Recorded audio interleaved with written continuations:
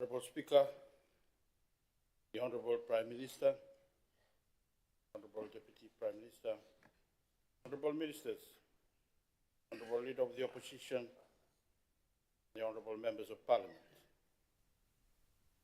Sadolvina, I rise today in proud support of the 2026-2027 National Budget, appropriately titled A Responsible Budget for a Sustainable Future.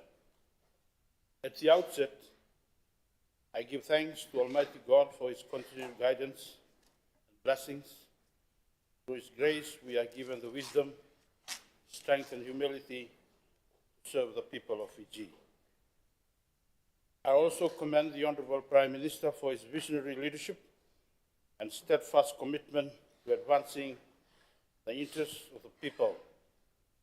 Under his leadership, Fiji regained its media freedom. Under his leadership, a 33-year struggle in Vatukola, one of the longest-running industrial disputes in the world, was finally brought to a close. Under his leadership, the former Prime Minister Ngarase's bodyguard, Ratu Chone Raravisa, was able to return to Fiji after living in exile, worried about his own safety. And under his leadership, more than 53,000 students were relieved of their outstanding TSLS debt. These achievements, together with many others, reflect a leadership committed to justice, reconciliation, and progress. I acknowledge the Honourable Minister for Finance, together with the officials of his ministry, for presenting a budget that demonstrates responsible leadership at a time when the global economy continues to face significant uncertainty. As the Minister for Youth and Sports, I would also like to commend the coalition government's unwavering dedication to the development of youth and sports in our beloved nation. One moment. We call it responsible fiscal management. Just one moment. I will issue you with a yellow card if you do not stop talking when the speaker is addressing. This is not a market for you to talk to one another. Thank you. Carry on. Honourable Speaker, there has been considerable commentary surrounding government borrowing and national debt. Some critics continue to paint a picture of financial instability. However, the facts tell a different story. The Fiji government continues to service its debt while simultaneously investing in critical sectors such as health, education, infrastructure, climate resilience, youth and sports. This budget has been prepared against a backdrop of continuing global economic uncertainty, geopolitical tensions, inflationary pressures, volatile fuel prices, and the growing impacts of climate change continue to challenge economies worldwide, particularly small island developing states such as Fiji.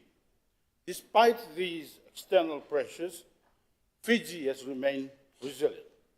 Honourable Speaker, following the budget announcement, I was asked by the media whether the Ministry of Youth and Sports was satisfied with its allocation for the new financial year. My response was straightforward and remains unchanged, and I quote, "We are content with the budget allocated," unquote. Honourable Speaker, government has many competing priorities, and every ministry plays a pivotal role in delivering services to our people. Our responsibility is therefore not measured by the size of our allocation, but by the results we deliver. We remain committed to ensuring that every dollar entrusted to the ministry is utilized efficiently, transparently, and responsibly to maximize opportunities for our young people, strengthen our sporting sector, and deliver meaningful outcomes for communities across Fiji. On youth development, Honourable Speaker, youth development remains one of the coalition government's most important national priorities, because the future prosperity of Fiji will ultimately depend on the capability, character, and resilience of our young people. Today, almost one-third of Fiji's population is between the ages of 15 and 35 years. This demographic presents both a tremendous opportunity and a significant responsibility. If we invest wisely in our young people today, we will build a skilled workforce, stronger communities, and a more resilient economy tomorrow. Guided by the National Youth Policy of 2023 to 2027, this budget continues government's commitment to empowering young people through education, leadership, skills development, and meaningful participation in national development. Investing in leadership and active citizenship. Honorable Speaker, developing future leaders requires more than classroom learning. It requires opportunities for young people to serve, to lead, and to contribute positively within their communities. This budget, therefore, continues to invest in programs that strengthen leadership, volunteerism, and civic responsibility among young people. A total of $656,000 has been allocated for the Youth Capacity Building and Training Program, enabling the Ministry to continue delivering leadership development, entrepreneurship training, financial literacy, youth empowerment, and community engagement initiatives throughout the country. These programs equip young people with practical skills while nurturing confidence, responsibility, and a spirit of service that will benefit both the communities and the nation. Government also continues to support internationally recognized youth development programs. An allocation of $20,000 has been provided for the Duke of Edinburgh's International Award, enabling more young people to develop leadership, teamwork, resilience, and community service through structured personal development activities. In addition, $40,000 has been allocated for youth seminars and workshops, providing opportunities for youth leaders, organizations, and stakeholders to strengthen their knowledge, share experiences, and build partnerships that contribute to national development. Investing in skills and employment. Honorable Speaker, one of the Ministry's most important responsibilities is to prepare young people for productive employment. Government recognizes that equipping young people with practical skills is one of the most effective ways of reducing unemployment, supporting entrepreneurship, and improving livelihoods.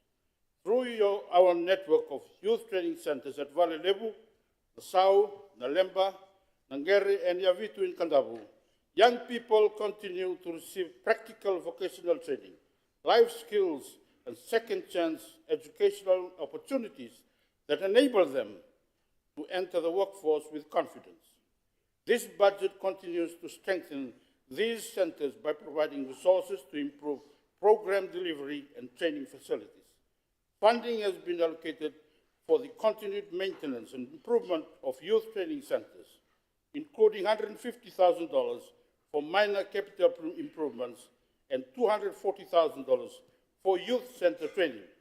These investments ensure that trainees receive quality hands-on learning in agriculture, carpentry, hospitality, creative arts, and other vocational disciplines that respond directly to the needs of the economy.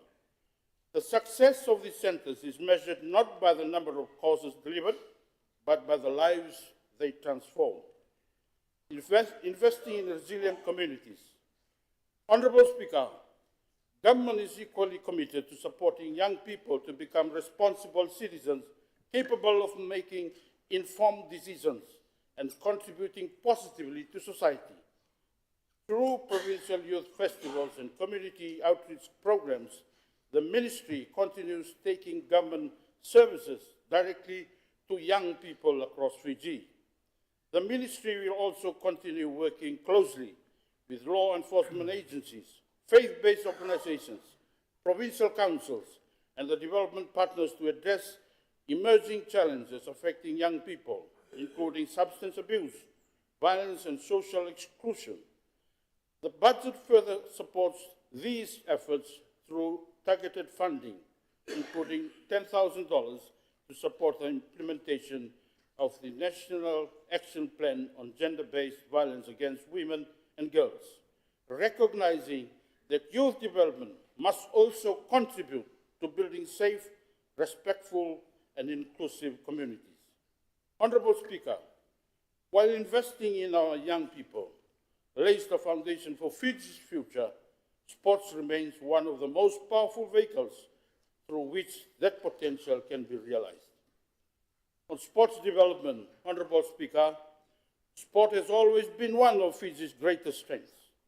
It unites our people, inspires national pride, and provides opportunities for individuals to excel both on and off the field.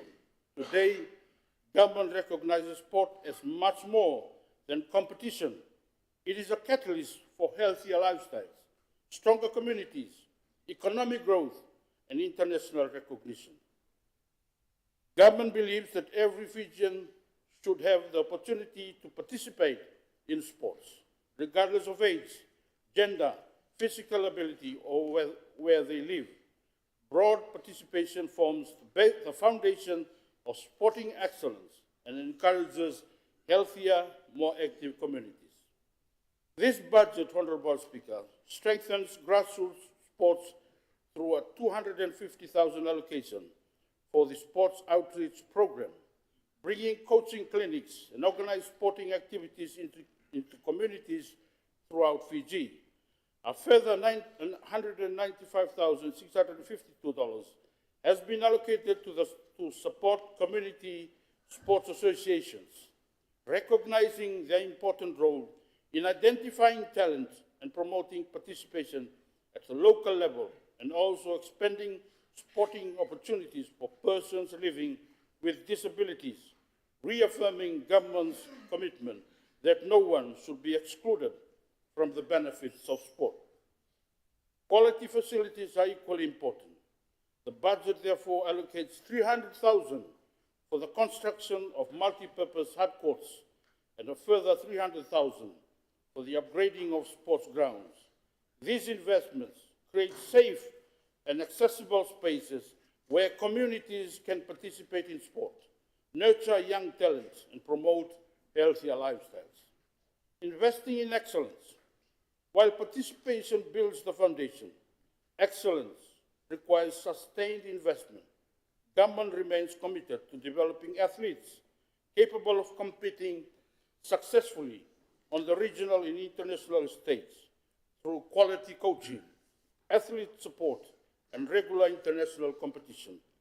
Accordingly, this budget provides approximately $2.19 million for the engagement of sports coaches, ensuring athletes receive the technical guidance required to reach their full potential.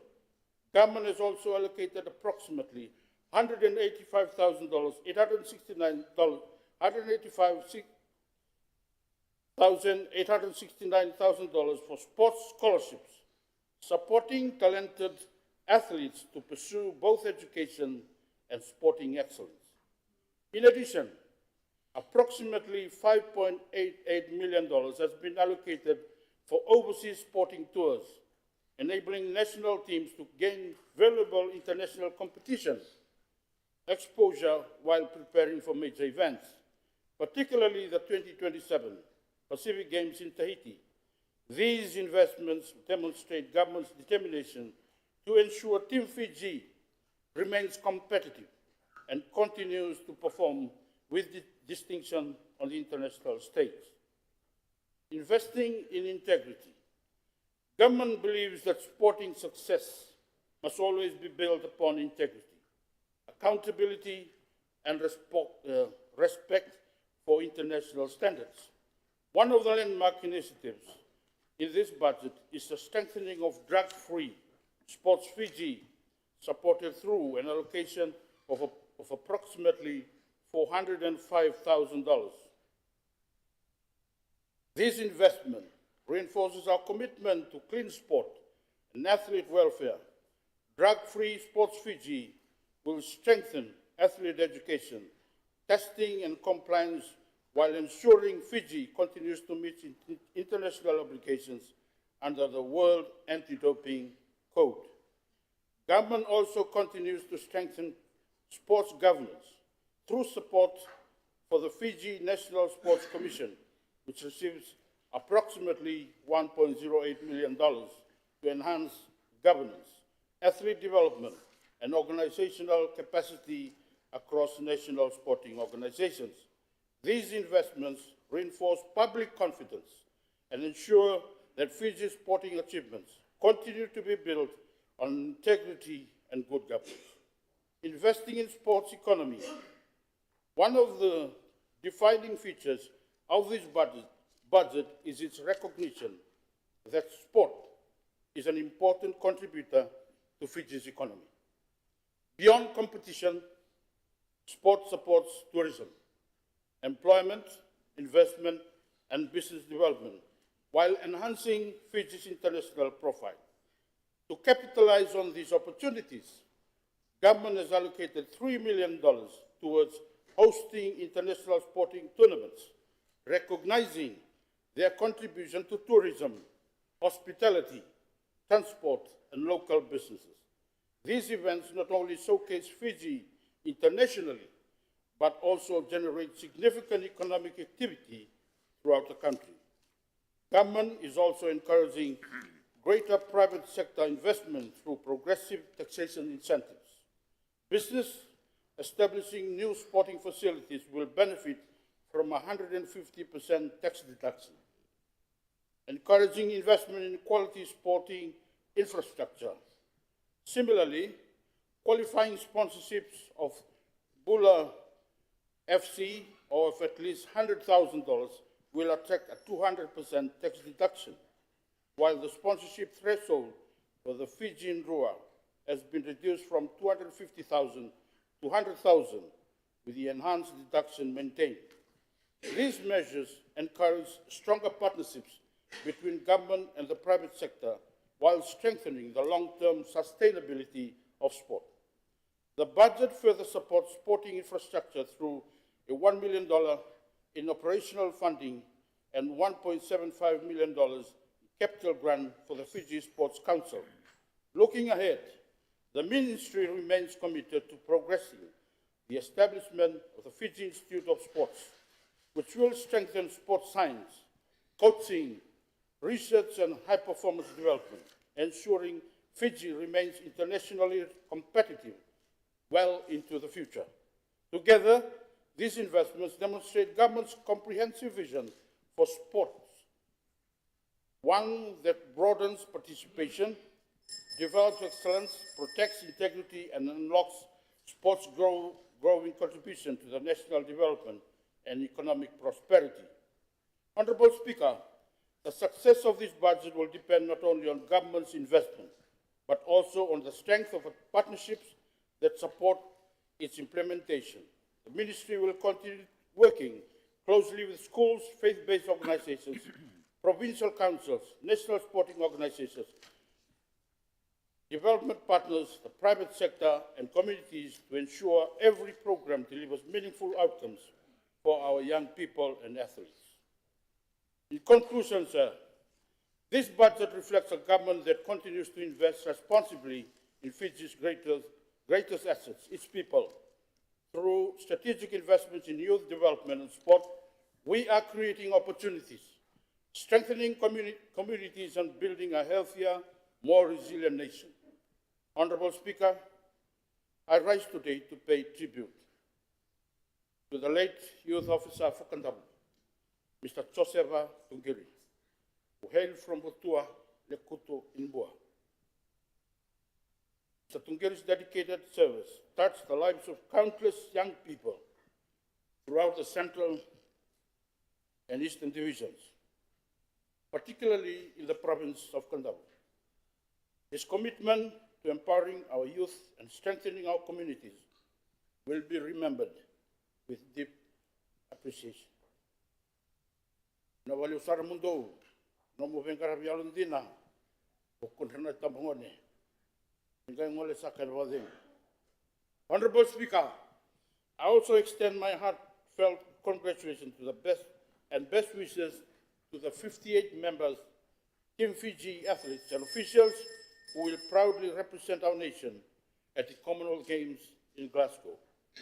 As you carry the hopes and pride of every Fijian, we wish you every success. Go with God, compete with courage, and make our nation proud. Finally, I acknowledge and thank the Fiji Water Flying Fijians for their performances in the Nations Cup and proudly flying the Fiji flag on the international stage. We recognize that the competition has been intense, but we also know that the Fijian spirit is one of resilience, determination, and courage.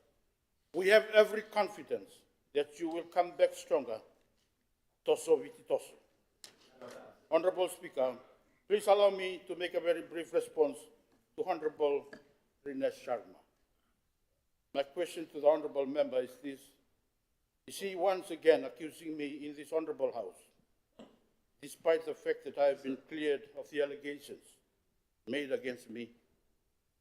With due respect, sir, I sincerely hope that the Honorable Member understands how the democratic system and the rule of law operate in this country, particularly that once a matter has been properly addressed and resolved through the proper process, it should not be misrepresented in this House.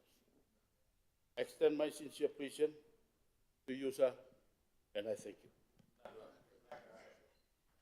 I thank the Honourable Justice Okuru, the Minister for Youth and Sports, for his contribution. I call next on the Minister for Employment, Productivity and Work Relations, the Honourable Agni Singh. You have the floor, sir. Speaker, sir, Mr. Speaker, Honourable Prime Minister, Honourable Deputy Prime Minister, Honourable Leader of the Opposition, Honourable Cabinet Ministers, Members of Parliament, Assistant Ministers as well. Bulavinaka and Namaste. Mr. Speaker, sir, I rise in support of the 2026-27 National Budget under the theme, A Responsible Budget for a Sustainable Future. At the outset, I acknowledge the Honourable Prime Minister and congratulate the Honourable Minister for Finance for presenting a budget that responds to Fiji's fiscal realities and the current fuel crisis while supporting sustainable economic growth. I also wish to express my appreciation to the Permanent Secretary and his team for a balanced budget.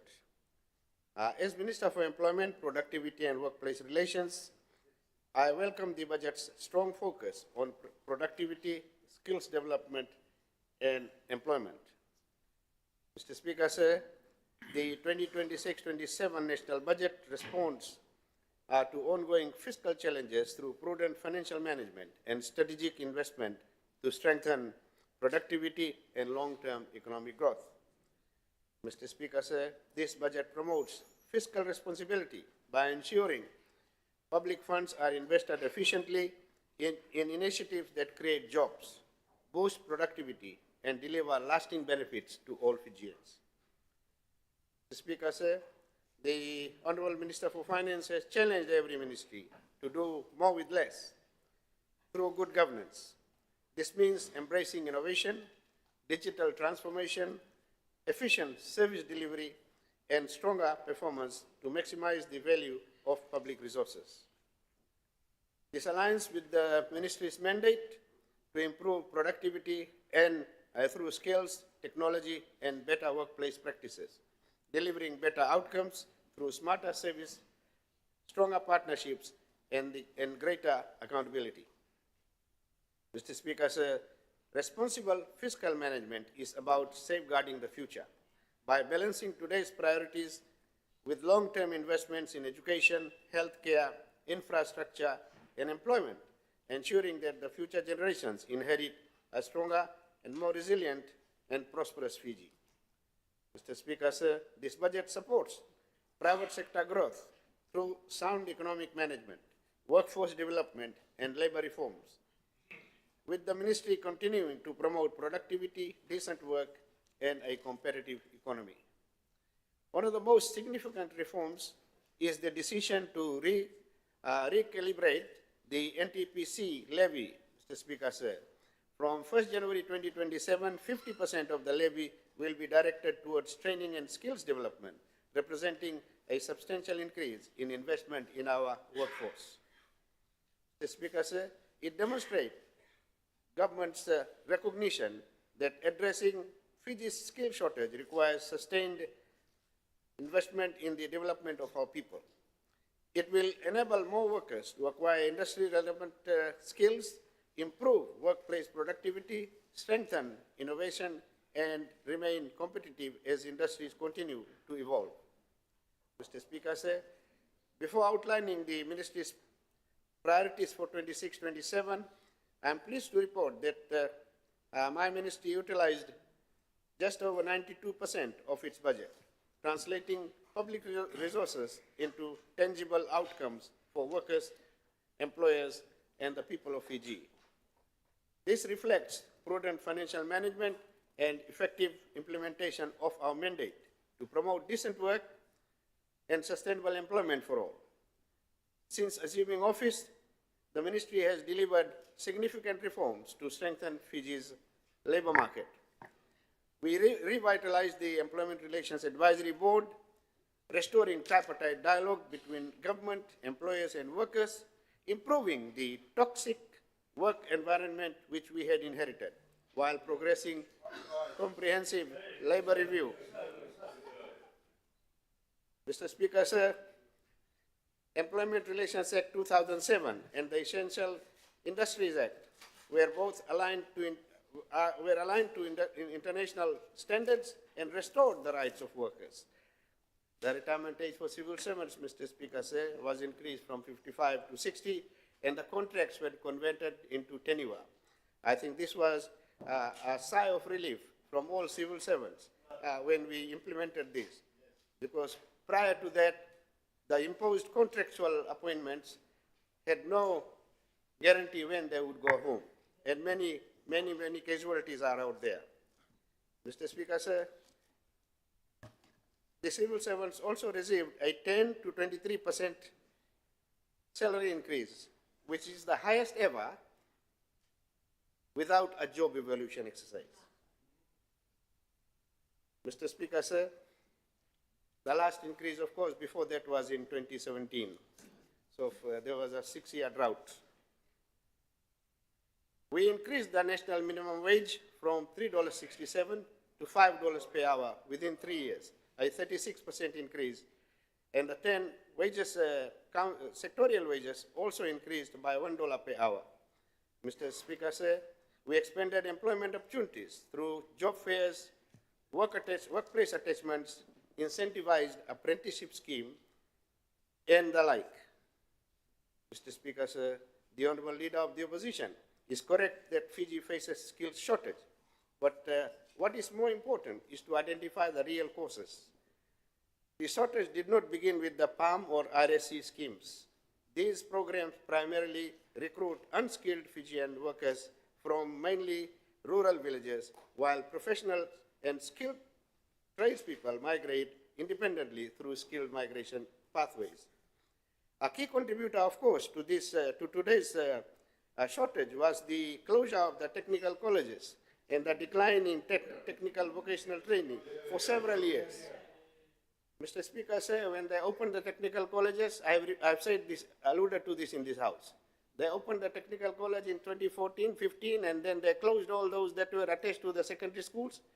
And in 2018, all of a sudden, 19, they closed all the technical colleges, and there was nothing left. So, and of course, in the process, taxpayers lost 30 million plus. This government has taken decisive action by reopening the technical colleges, reviving vocational centers, expanding apprenticeship, workplace attachments, and strengthening employment and workforce development programs to rebuild Fiji's skills pipeline. Mr. Speaker, sir, we also strengthened labor mobility through the PALM and REC schemes, enhanced worker welfare through the appointment of 5 country liaison officers. 0. Mr. Speaker, sir, these liaison officers, of course, look after our workers out there in Australia and New Zealand. We also have a reintegration program for the returnees, apart from the pre-departure training that we have strengthened. Mr. Speaker, sir, in occupational health and safety, the ministry reviewed the no jab, no job policy, and many were able to return to work. We supported Business Now Fiji in the building permit approval system to reduce the turnaround time substantially. We have progressed the Work Care Bill to modernize Fiji's workers' compensation framework with more focus on process, efficiency, and rehabilitation. Mr. Speaker, sir, as a result of this, we have saved government billions of dollars that were being paid to private service providers. The ministry has also accelerated digital transformation, the in-country recruitment database, local employment registration system, paperless labor inspection system, and is currently in the process of digitalizing around 36 occupational health and safety manual processes to improve efficiency and customer service.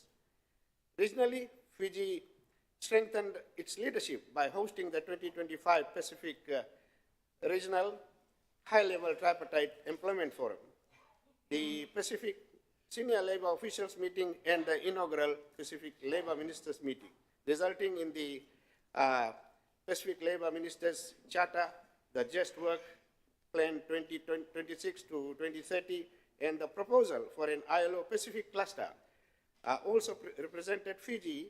Fiji also represented Pacific Island ministers at the International Labour Conference.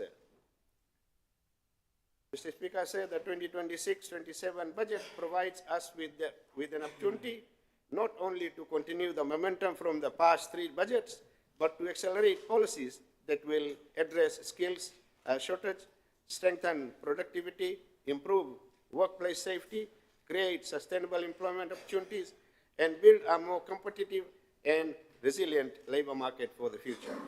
Mr. Speaker, sir, the ministry has been allocated $14.9 million in the 2026-27 financial year. The allocation reflects government's confidence in the ministry's significant role in creating employment opportunities, improving labor market outcomes, promoting productivity, protecting workers, and supporting national economic development. Mr. Speaker, sir, while the ministry is proud of what has been achieved during the past three financial years, the 2026-27 national budget positions us to go even further in building a stronger and more resilient, globally competitive workforce. Mr. Speaker, sir, allow me to outline the key funding allocations under the ministry's 2026-27 budget.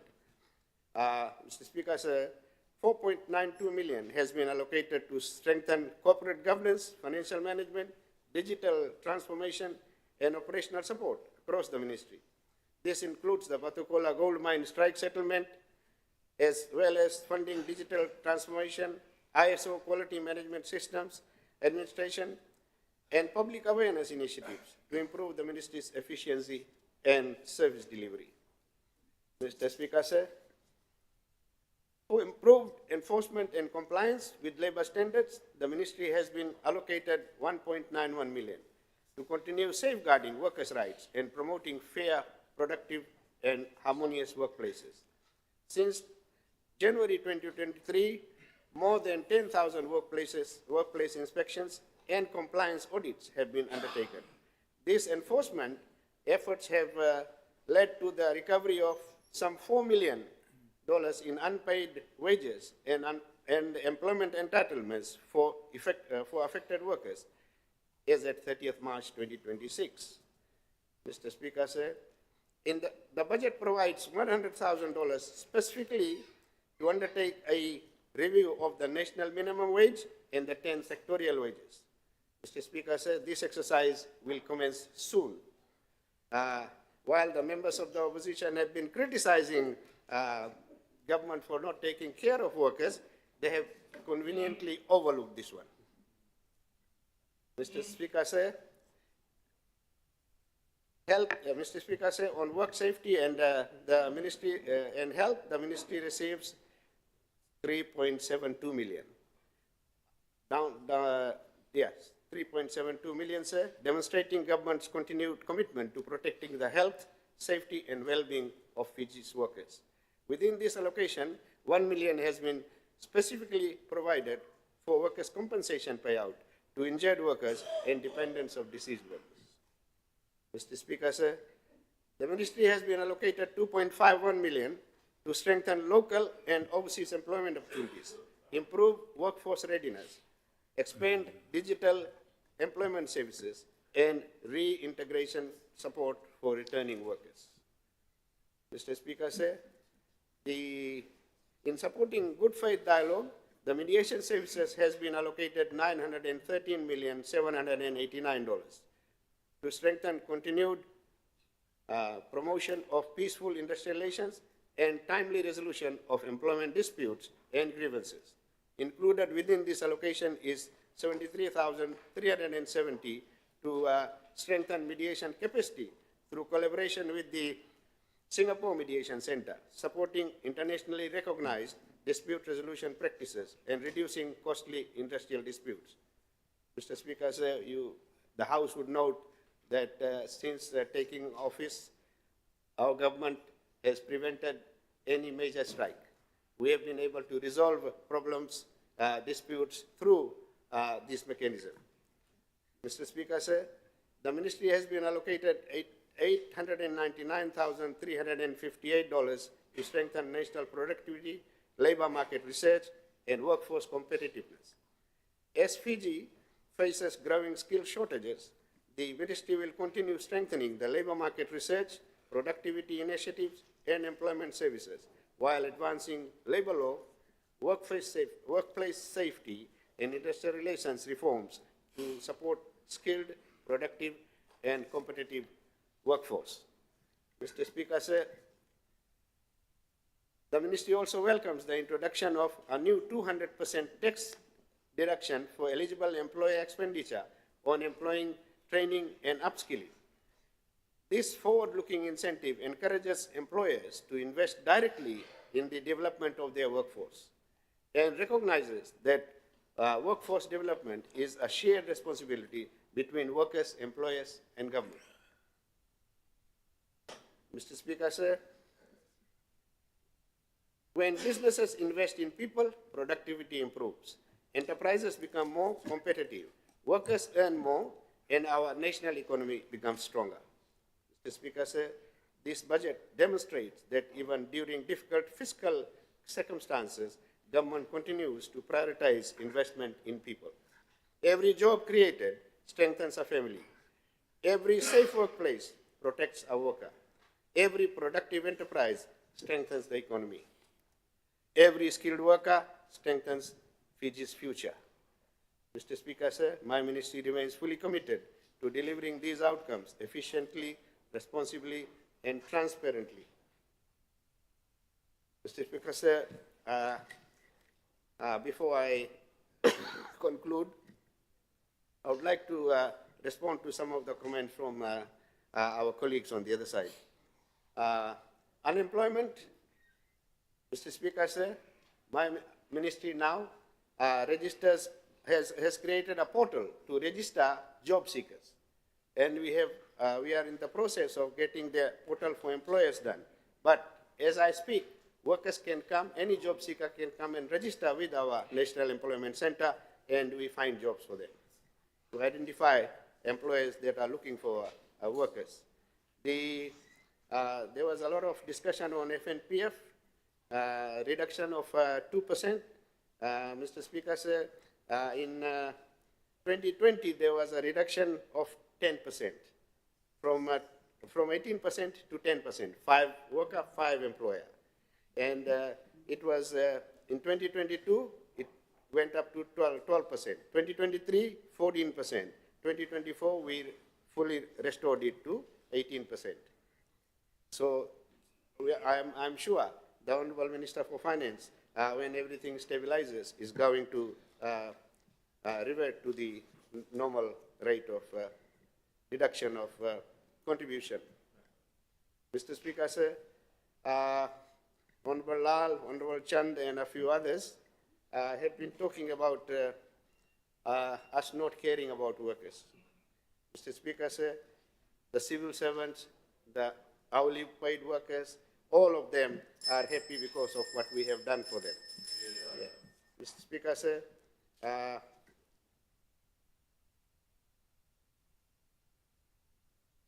there was a comment made by Honorable Veyampille criticizing the FSC workers.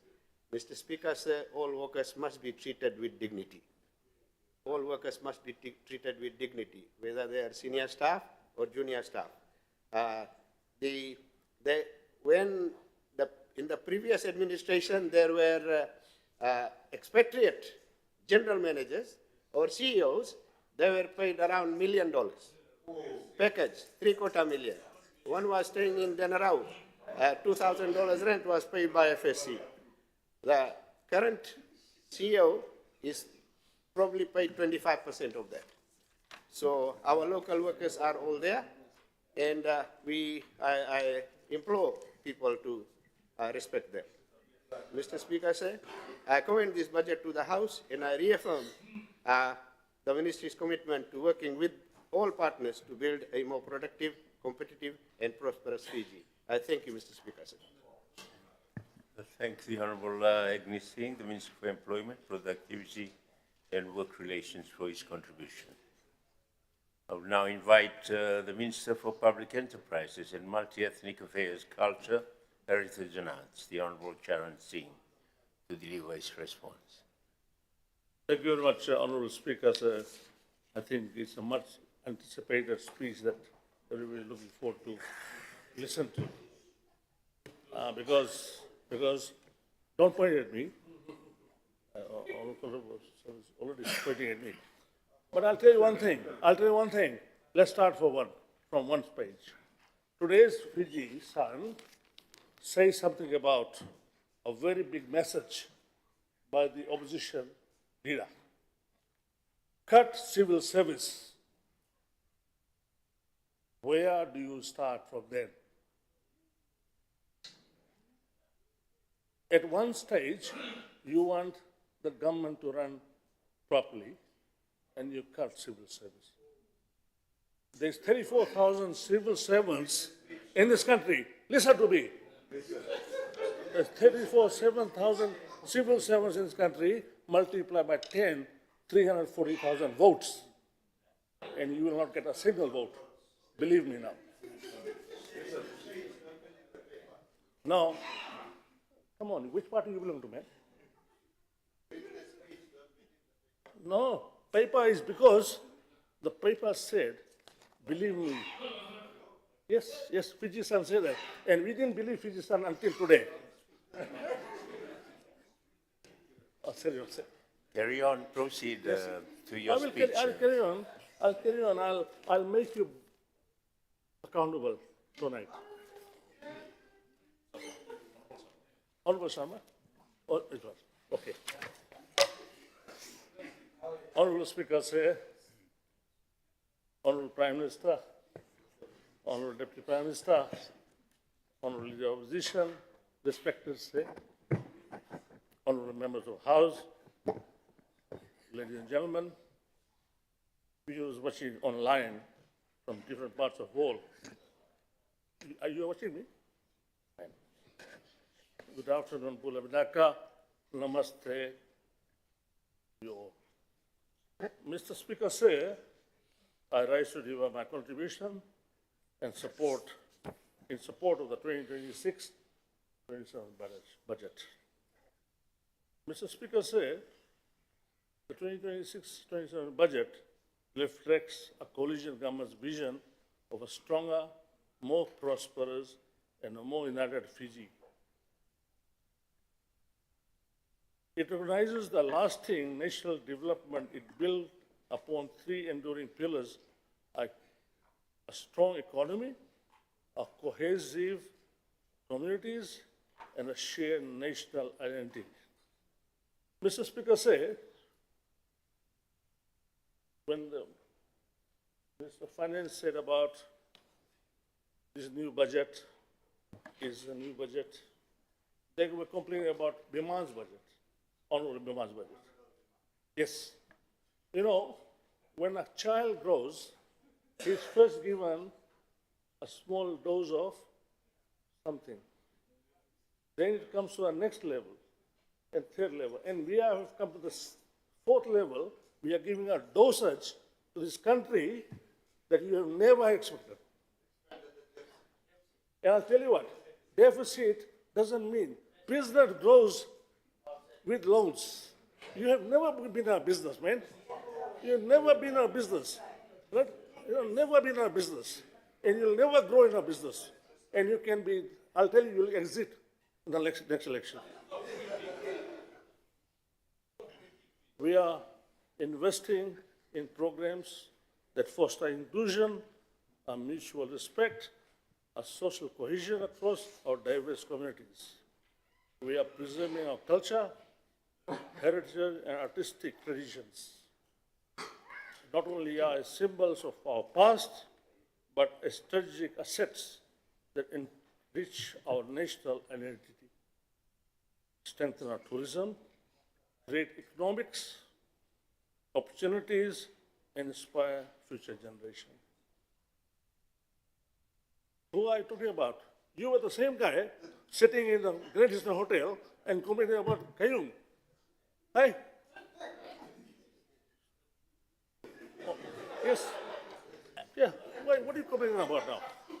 Together, these investments ensure that every Fijian, regardless of ethnicity, religion, or cultural background, don't laugh. You don't even know what laughing means.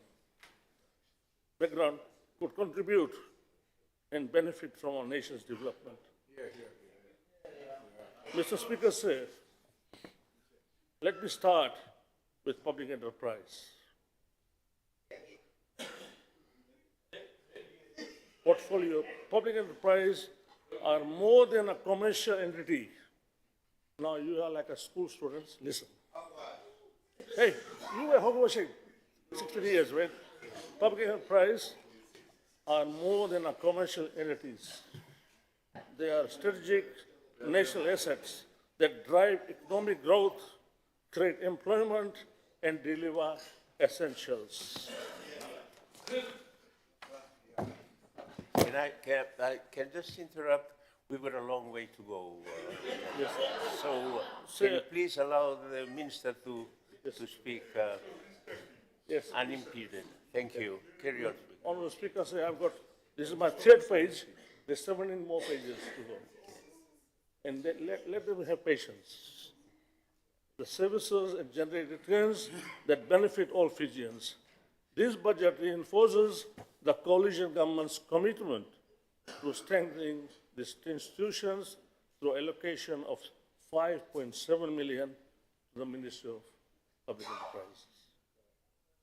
With significant public investments comes an equally significant responsibility. The government, through Ministry of Public Enterprises, is committed to ensuring that our 13 public enterprises operate with the highest standards of governance, which was never there before.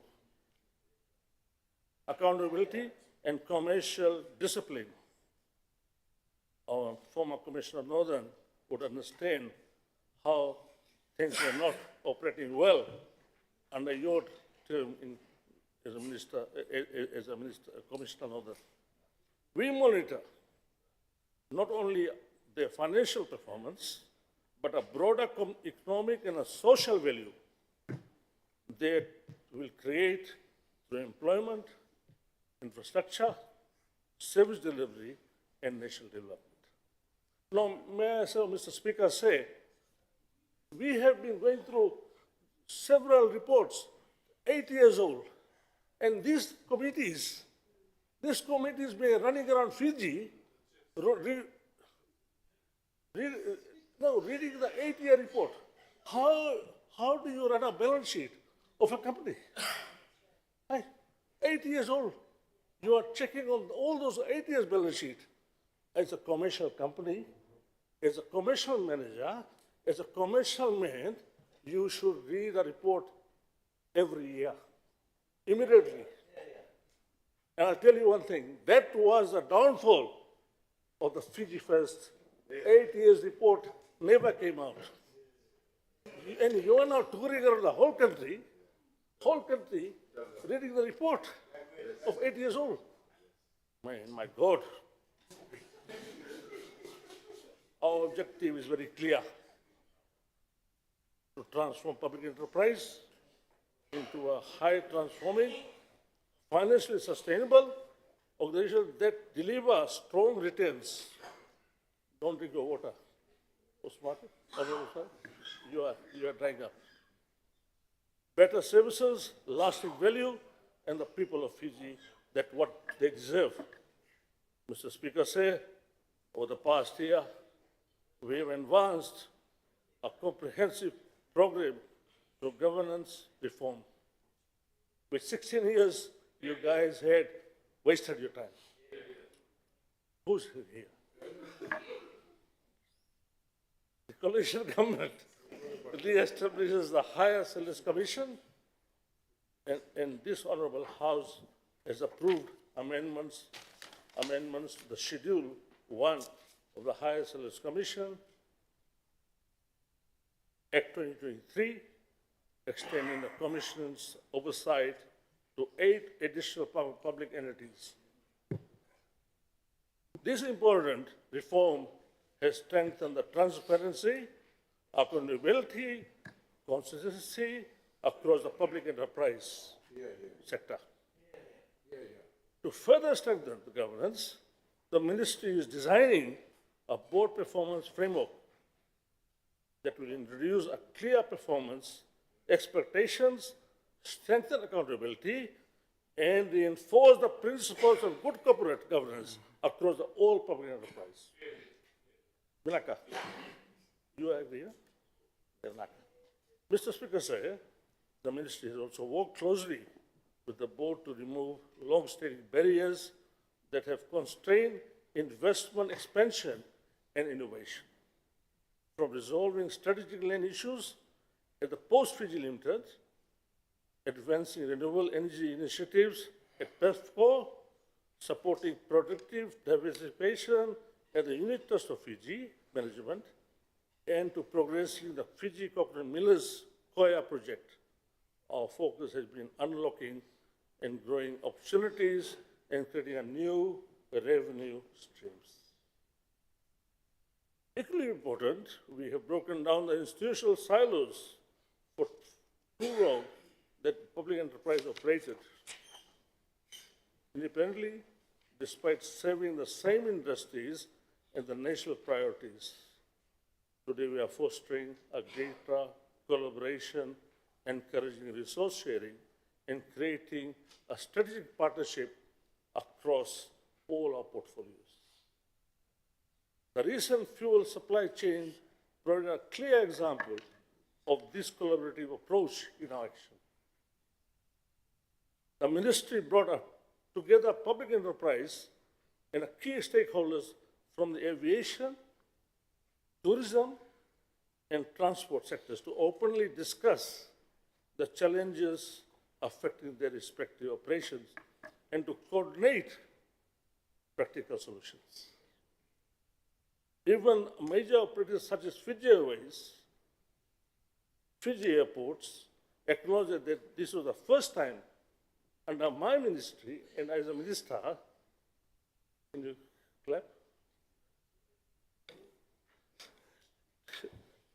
That we have brought everybody together under one roof. And I must thank Honorable Gavoka, the DPM, that had facilitated this program, that no people were wanting to see eye to eye.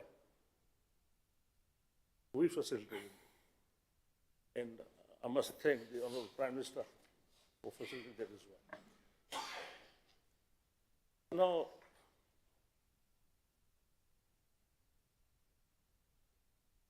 building on this momentum, the ministry is establishing a dedicated performance oversight framework to provide focused support to underperforming entities and accelerate reform and improve operational performance. These initiatives are complemented by investments in digital transformation. Mr. Speaker, I'll just go very straightforward. I've got 7 more minutes, but I'd like to go in and emphasize on what the Honorable Prime Minister has done and help move forward public enterprise. He has initiated a project which is a shipbuilding in this country. The Australian government has given budget support. And I must thank our Prime Minister because he has done something in the Western Division where we have the PWB yard. Australian government is coming to make things happen. And we'll have not only a shipbuilding yard for our country, but it will be something for the entire South Pacific nation. Mr. Prime Minister said, thank you very much for what you have done. No? Nobody could even see all that. Hey, say loudly, man. If you have to say, speak loudly. Otherwise, don't speak. Come on. Mata, you are. Anyway, onward also. Anyways, coming to the. Look, I've got 2 other portfolios to talk about. If the Honorable Speaker will give me more about some other time, minutes, or I'll walk. Otherwise, I'll finish with this 5 minutes or 6 minutes to go. Okay, okay. My grandchild always says to me, okay. So okay. Anyway, Honorable Speaker now coming back to, like, I've got a written speech here, but I've got a lot of things to others say.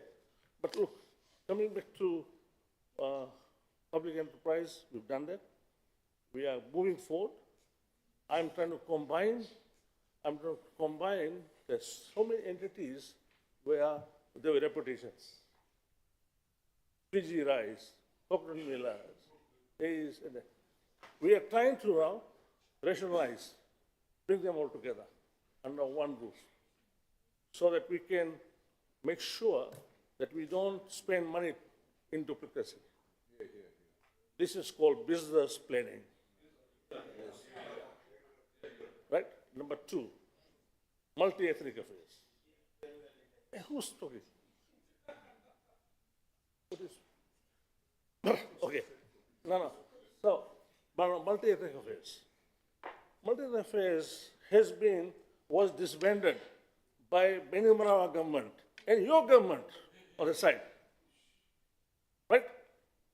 It was under Garase government that we had that multi-ethnic affairs. Honorable Prime Minister, I must thank him that he reintroduced multi-ethnic affairs in this country. And we are now giving services to all the minority groups in this country. We are giving money and funding for all the projects, including to Ethiopians.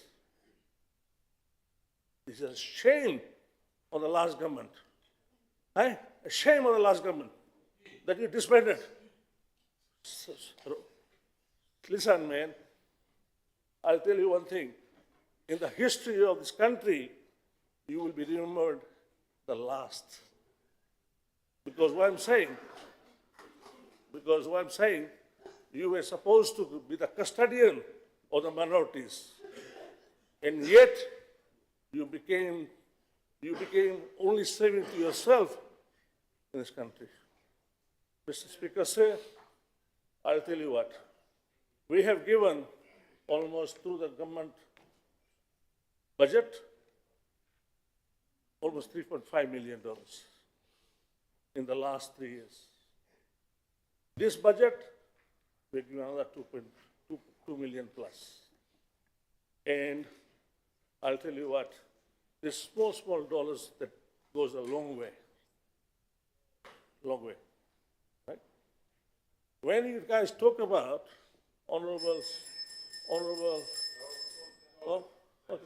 No, sit down. Oh, I sit down. Okay. What I'm saying is this. Now, multi-ethnic affairs has done its way, is done its job.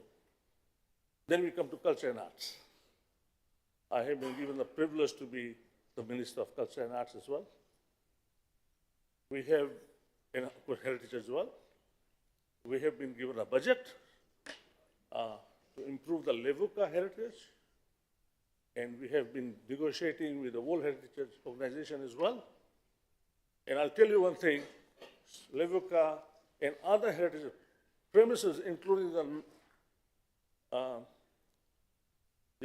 house here,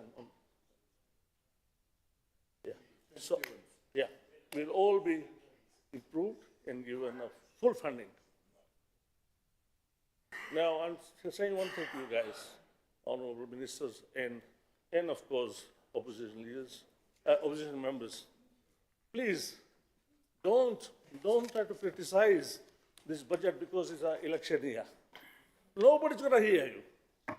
I have gone to Levuka, I have gone to Lambasa, I have gone to Tribunity, I have gone to everywhere, and they tell me, please, tell them, please don't stand.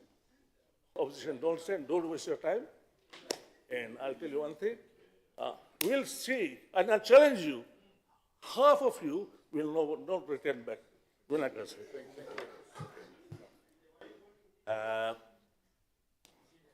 I thank the Honourable Charan Singh, the Minister for Public Enterprises and Multi-Ethnic Affairs, Cultural Heritage and Arts, for his contribution. You may wonder why I keep repeating the portfolios of the ministers.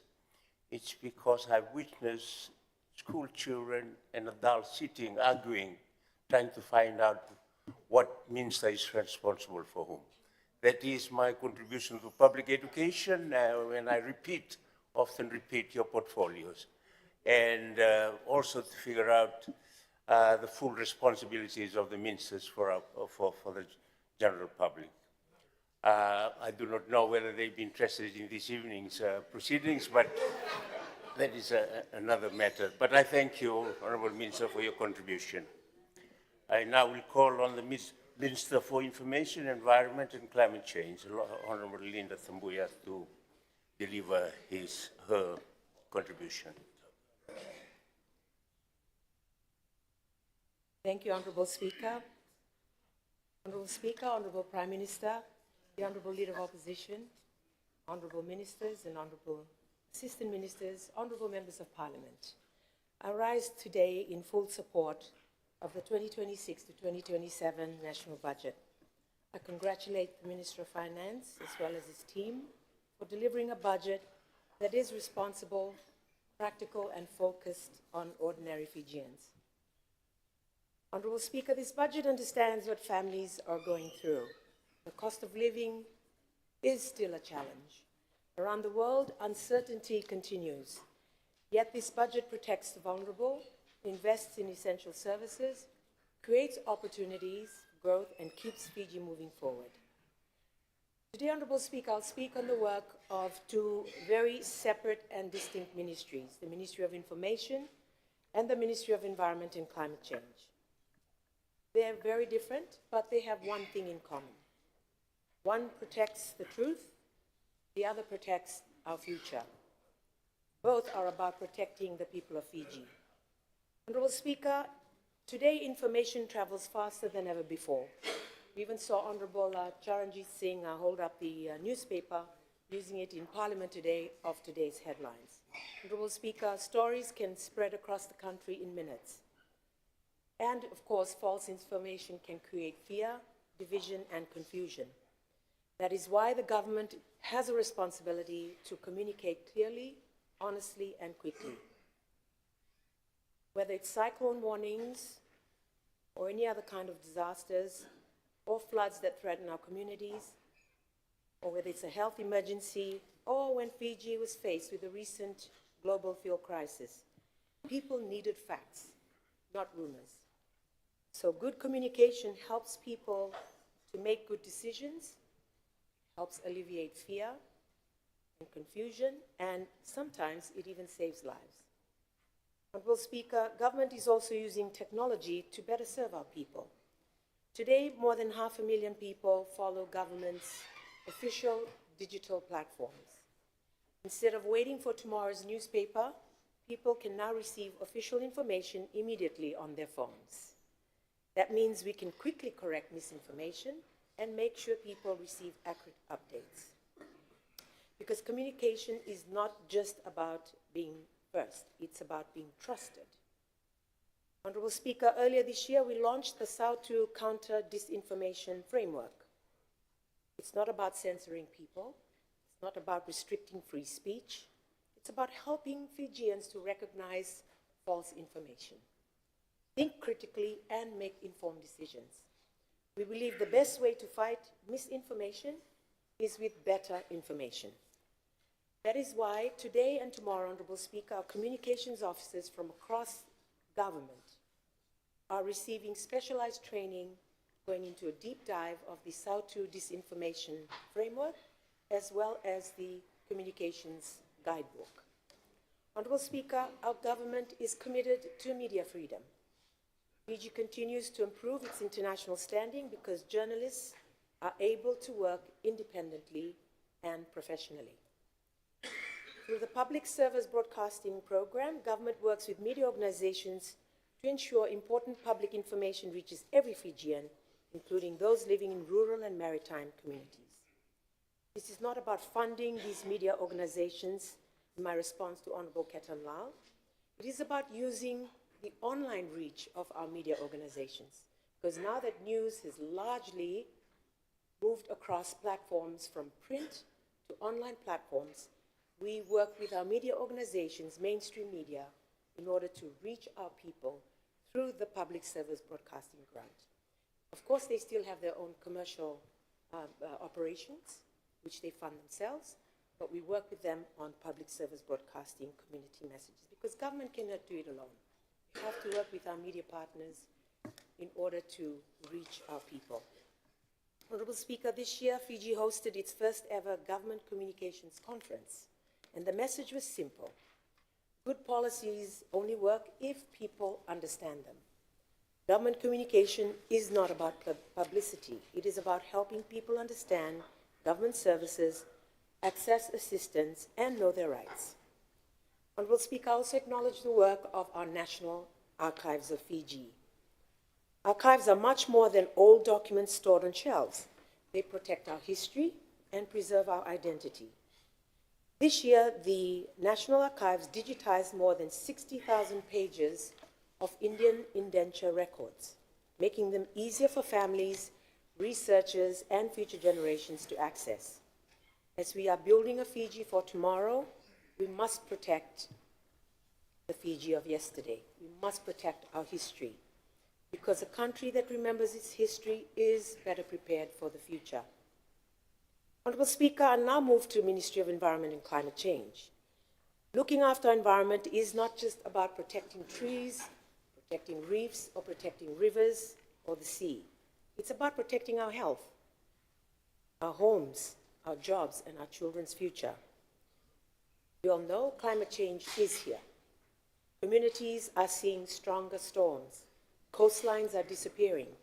Flooding is becoming more common. Farmers are facing changing weather. Fishermen and fisherwomen are seeing changes in our oceans. These are real challenges affecting real people. Honorable Speaker, the government is moving from promises or plans and delivering practical action. We have strengthened our environmental laws. We've updated the Environmental Management Act and the Litter Act. We are implementing the Climate Change Act to make sure government works together to prepare Fiji for the future. We've improved our environmental monitoring and strengthened enforcement so development can continue while protecting our environment. Honorable Speaker, we are also bringing investment into Fiji. We have secured funding for major projects that will restore forests, protect our coastlines, and strengthen communities against climate change. Earlier this month, Honorable Speaker, for example, Fiji has secured $117 million of Green Climate Fund project to restore our forests, protect water sources, improve biodiversity, and support livelihoods, as you heard from the Minister for Fisheries and Forests. That is one of the largest climate investments ever approved for Fiji. Every dollar we secure from overseas partners is one less dollar our taxpayers have to fund. It is an investment that benefits our people. Honorable Speaker, waste management remains one of our biggest challenges. We continue to hear from our people, we continue to hear from our tourists, we continue to hear from all communities. There is just too much rubbish out there, on the streets, along the pathways, along our highways, in the communities. The budget continues to invest in our Nambora landfill so municipalities can continue collecting and safely disposing of waste. Of course, Honorable Speaker, we still have a challenge of collecting our rubbish from our informal and squatter settlements as well as our villages. There is still no national solution to that, Honorable Speaker. That is why we have our national waste management strategy that will be brought to Cabinet, Honorable Speaker, and funded, and we will be assisted by our development partners to come up with this national solution. But Honorable Speaker, better infrastructure alone is not enough. Our people need to take responsibility. So I speak to the people of Fiji. Anyone listening or watching this? Sarota ng binuda. Keep asking for rubbish bins, but you are not disposing of your rubbish properly, Honorable Speaker. They complain about flooding in our towns and settlements and in the cities. That's because of throwing rubbish in the drains. We see our people in FRA and WEF clearing out the drains. It's just full of rubbish, Honorable Speaker. So please, stop throwing rubbish, stop littering. The government cannot pick up your rubbish for you, or all these communities that are doing good cleanup campaigns. You shouldn't even have to get there. Please dispose of your rubbish properly. The fines for littering have increased, and for the first time, companies that illegally dump, even within their own yards, face penalties. If you want to make money by polluting Fiji, then expect to answer before the law. Honorable Speaker, government is also supporting practical programs that involve communities. Our trash boom projects are stopping rubbish before it reaches our rivers and oceans. And these trash booms are being installed in choke points, in places where there are many communities that live upstream in settlements. They are collecting so much rubbish every week, Honorable Speaker, every day. Again, they're throwing rubbish in the rivers, which end up in the sea. Of course, our community cleanups are bringing people together. I acknowledge the many Fijians who continue to come together to clean up because they care for a beautiful, clean Fiji. Indeed, cleanliness is next to godliness. I acknowledge the Nasinu Women's Forum, the Kasi Rugby and Netball Association, the 11 North Rugby and Netball Clubs, Vanokula Village in Itasiri, Manasese residents, Suva South District Pathfinders of the Seventh-day Adventist Church, Vunda Youth Rugby Club, and so on and so forth, Honorable Speaker. I acknowledge and thank the Fiji Navy, who, to kickstart their 51st anniversary celebration this Thursday, will do so with a cleanup from Bowling Club to Maisuva Park. Honorable Speaker, our new school waste management project, partnering with our municipal councils, is teaching children how to separate rubbish properly. We've delivered separation bins to Suva Grammar School, Ratu Sukuna Memorial School, Mombasa College in the north, and Natambua High School in the west, with more to come with budget allocations. Through the Return and Earn program, or Return and Earn initiative, we've partnered with our bottling companies who people can return their bottles and cans for 5 cents each instead of throwing them away. So this is gaining momentum, Honorable Speaker, that the Return and Earn initiative have to find warehouse space to store all of this that they are collecting. Honorable Speaker, protecting the environment is not just our responsibility as government, or opposition, or parliament, it is for everyone. Honorable Speaker, we are also helping communities prepare or to counter the effects of climate change. We continue to implement the Climate Change Act, supporting vulnerable communities, improving climate reporting, and helping families to relocate whose homes are no longer safe because of rising seas and other climate impacts. You know, relocation is the last resort in any climate effects. It really is, because it displaces people. But we have families or communities in Maduata in Narata and also Vuninyundrovu who've had to relocate, sir. And it's very sad for them to be able to live where they've lived for generations, to move somewhere else as they are displaced. So it is a very tough decision for a community to make, but we stand in support of them, Honorable Speaker. It is about protecting their lives, and it's about giving their families hope. Honorable Speaker, Fiji continues to be respected internationally for its climate leadership. As the chair of the Pacific Small Island Developing States, Fiji continues to speak up for the Pacific on climate finance, climate justice, and stronger global action. Later this year, Honorable Speaker, as you know, we all know, we will be hosting the pre-COP with Australia and Tuvalu and our Pacific neighbors. And we are also building partnerships in accessing new technology and making sure that our Pacific's voice is heard. And of course, as we prepare for COP31, we're grateful for the partnership, the Honorable Leader of Opposition as the Pacific Envoy on oceans. And we'll be working together, Honorable Speaker, on taking Fiji's voice bipartisan and ensuring that bipartisanship and ensuring the whole of Parliament is represented on that forum. Because it affects all of us, the effects of climate change. So this is important to have this partnership. Honorable Speaker, our forests, our rivers, our reefs and oceans are not just beautiful for the tourists, they also provide us food, they create jobs, they attract tourists, they support our farmers and our fisher people. So we need to protect nature, we need to protect our environment and the livelihoods of thousands of Fijians. Honorable Speaker, I wanted to just to state an old saying, the best time to fix a roof is before the rain comes. So, Honorable Speaker, this is true for the environment. It's cheaper now to prevent damage rather than repairing it later. Honorable Speaker, I wanted to respond or reiterate the words by Honorable Vakalala. Indeed, Honorable Speaker, we cannot control what continues to happen around us or globally, whether it's in the Middle East, whether it's in Russia and the Ukraine, other parts of the world, Honorable Speaker, that are facing wars or calamities. But, Honorable Speaker, we cannot even control the terms of the deal regarding the Strait of Hormuz, because it keeps changing. 1 week it's open, the next week it's closed, and so on. But we can't control either the increase in fuel prices, how it has led to an increase in the cost of living, to increase in prices of important goods, food and services. Honorable Speaker, but the war broke out around at the end of February 2026. The Strait of Hormuz was closed late March 2026, but the government did not wait. We did not wait. We acted.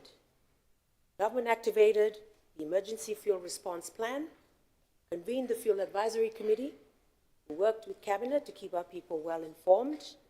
And then in April, we addressed the nation directly, helping our people by alleviating fear and uncertainty. Of course, our fuel relief package was effective from May 2026, with redeployment and cuts from ministries. And I hope our members in the opposition remember that.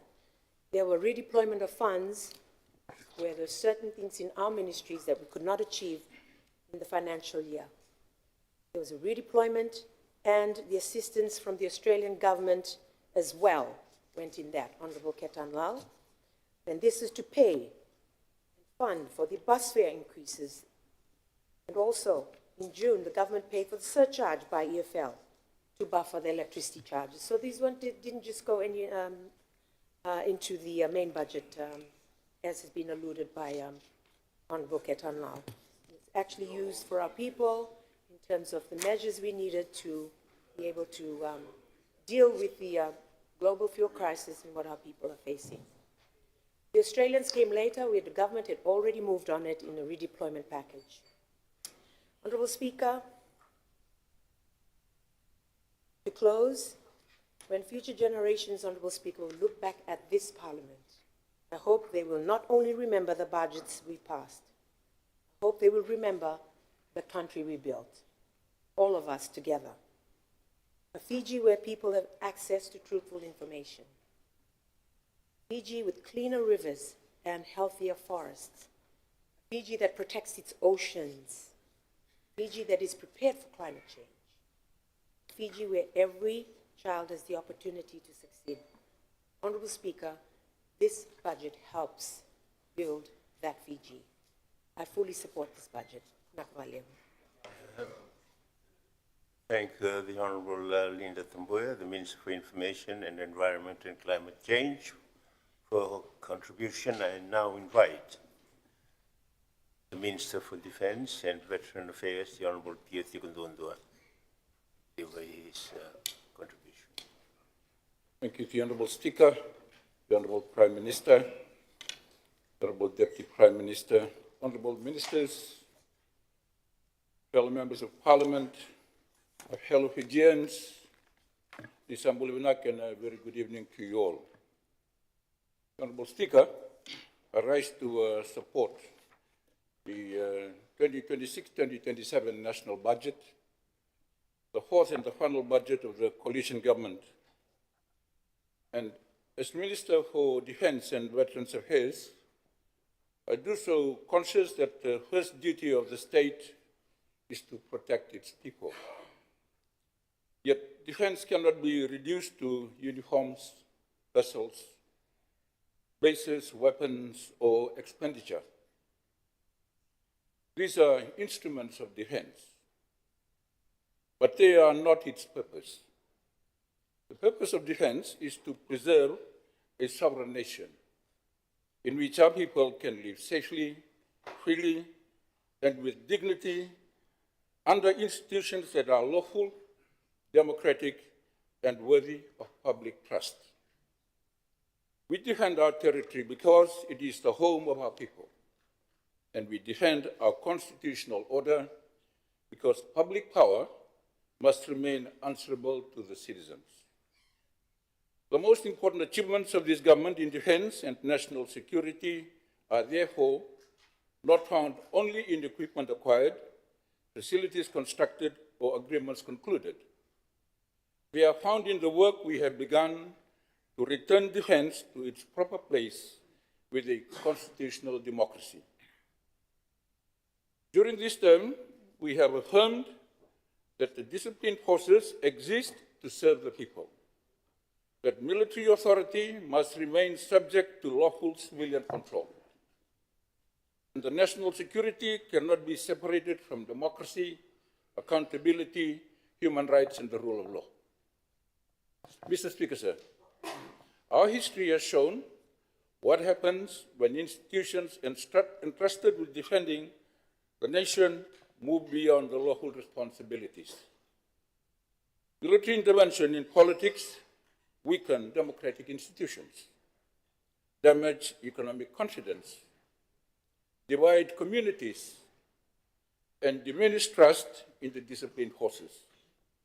This government chose not to conceal that history or soften its lessons. We chose to confront it because no institution becomes stronger by refusing to examine the moments when it failed the country. The honor of military service is not found in governing the people. It is found in serving them with discipline, courage, and restraint. And the professional military does not decide who should govern. It protects the constitutional system through which the people make decisions. Obedience to the law does not weaken a soldier. It gives legitimacy to the authority placed in the soldier's hands and preserves the honor of the institution in which the soldier serves. The rule of law is one of the foundations of national security. Without law, force becomes arbitrary. Without accountability, authority becomes privilege. Without civilian oversight, institutions created to protect the nation may begin to believe that they stand above it. Accountability is not hostility towards the disciplined forces. It protects their integrity and preserves the trust upon which legitimate authority depends. The strongest security institution is not the one most feared by the population. It is the one most trusted by the people. One of the major achievements of the government was the completion of the National Security and Defense Review. The review examined Fiji's security environment honestly. It identified weaknesses in coordination, gaps in capability, and declining confidence in public institutions. It also confronted the threats posed by illicit narcotics, transnational crimes, cyber insecurity, climate change, economic vulnerability, and social division. From that work, we developed and adopted the National Security Strategy 2025-2029. Fiji now has a comprehensive framework that explains what national security means, what threats we face, and what reforms must follow. The strategy places the safety and well-being of the citizens at the center of security policy. It recognizes that national security is not the private domain of the military, nor the police or the intelligence community. It includes the defense of sovereignty, but also the resilience of our economy, the integrity of democracy, the protection of our environment, social cohesion, and confidence in public institutions. This marks an important change in the way Fiji thinks about security. For too long, security was sometimes treated as the protection of the state from criticism or political disagreement. Our approach has been that the state becomes stronger when citizens are free to participate, when institutions are accountable, and when political change can occur without violence. Democracy is not an obstacle to national security. It is one of its deepest foundations. Silence may be produced through fear, but silence is not stability. Lasting stability is created when people accept the legitimacy of institutions because those institutions act lawfully and fairly. Honorable Speaker, the coalition government has itself demonstrated these principles. When this government was formed, many predicted that a coalition of different parties could not provide stable leadership. Yet this government has endured because consultation, compromise, and democratic maturity can produce stability without coercion. Political differences have been managed within cabinet, parliament, and the institutions of democracy rather than outside them. This fourth budget is evidence that democratic government, even when difficult and imperfect, can endure, Honorable Speaker. Another achievement has been the strengthening of civilian leadership and coordination within the national security system. The threats confronting Fiji do not fit neatly within the boundaries of individual agencies. Drugs move through our waters, ports, airports, financial systems, and communities. Cyber attacks may affect government, businesses, and essential services at the same time. Climate disasters demand cooperation between civilian authorities, the military, communities, and international partners.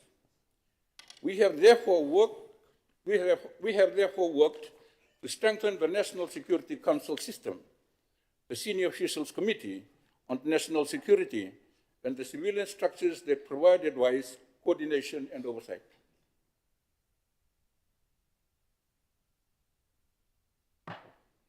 Honorable Speaker, national security decisions must be based upon evidence, professional assessment, and the lawful direction of the elected government.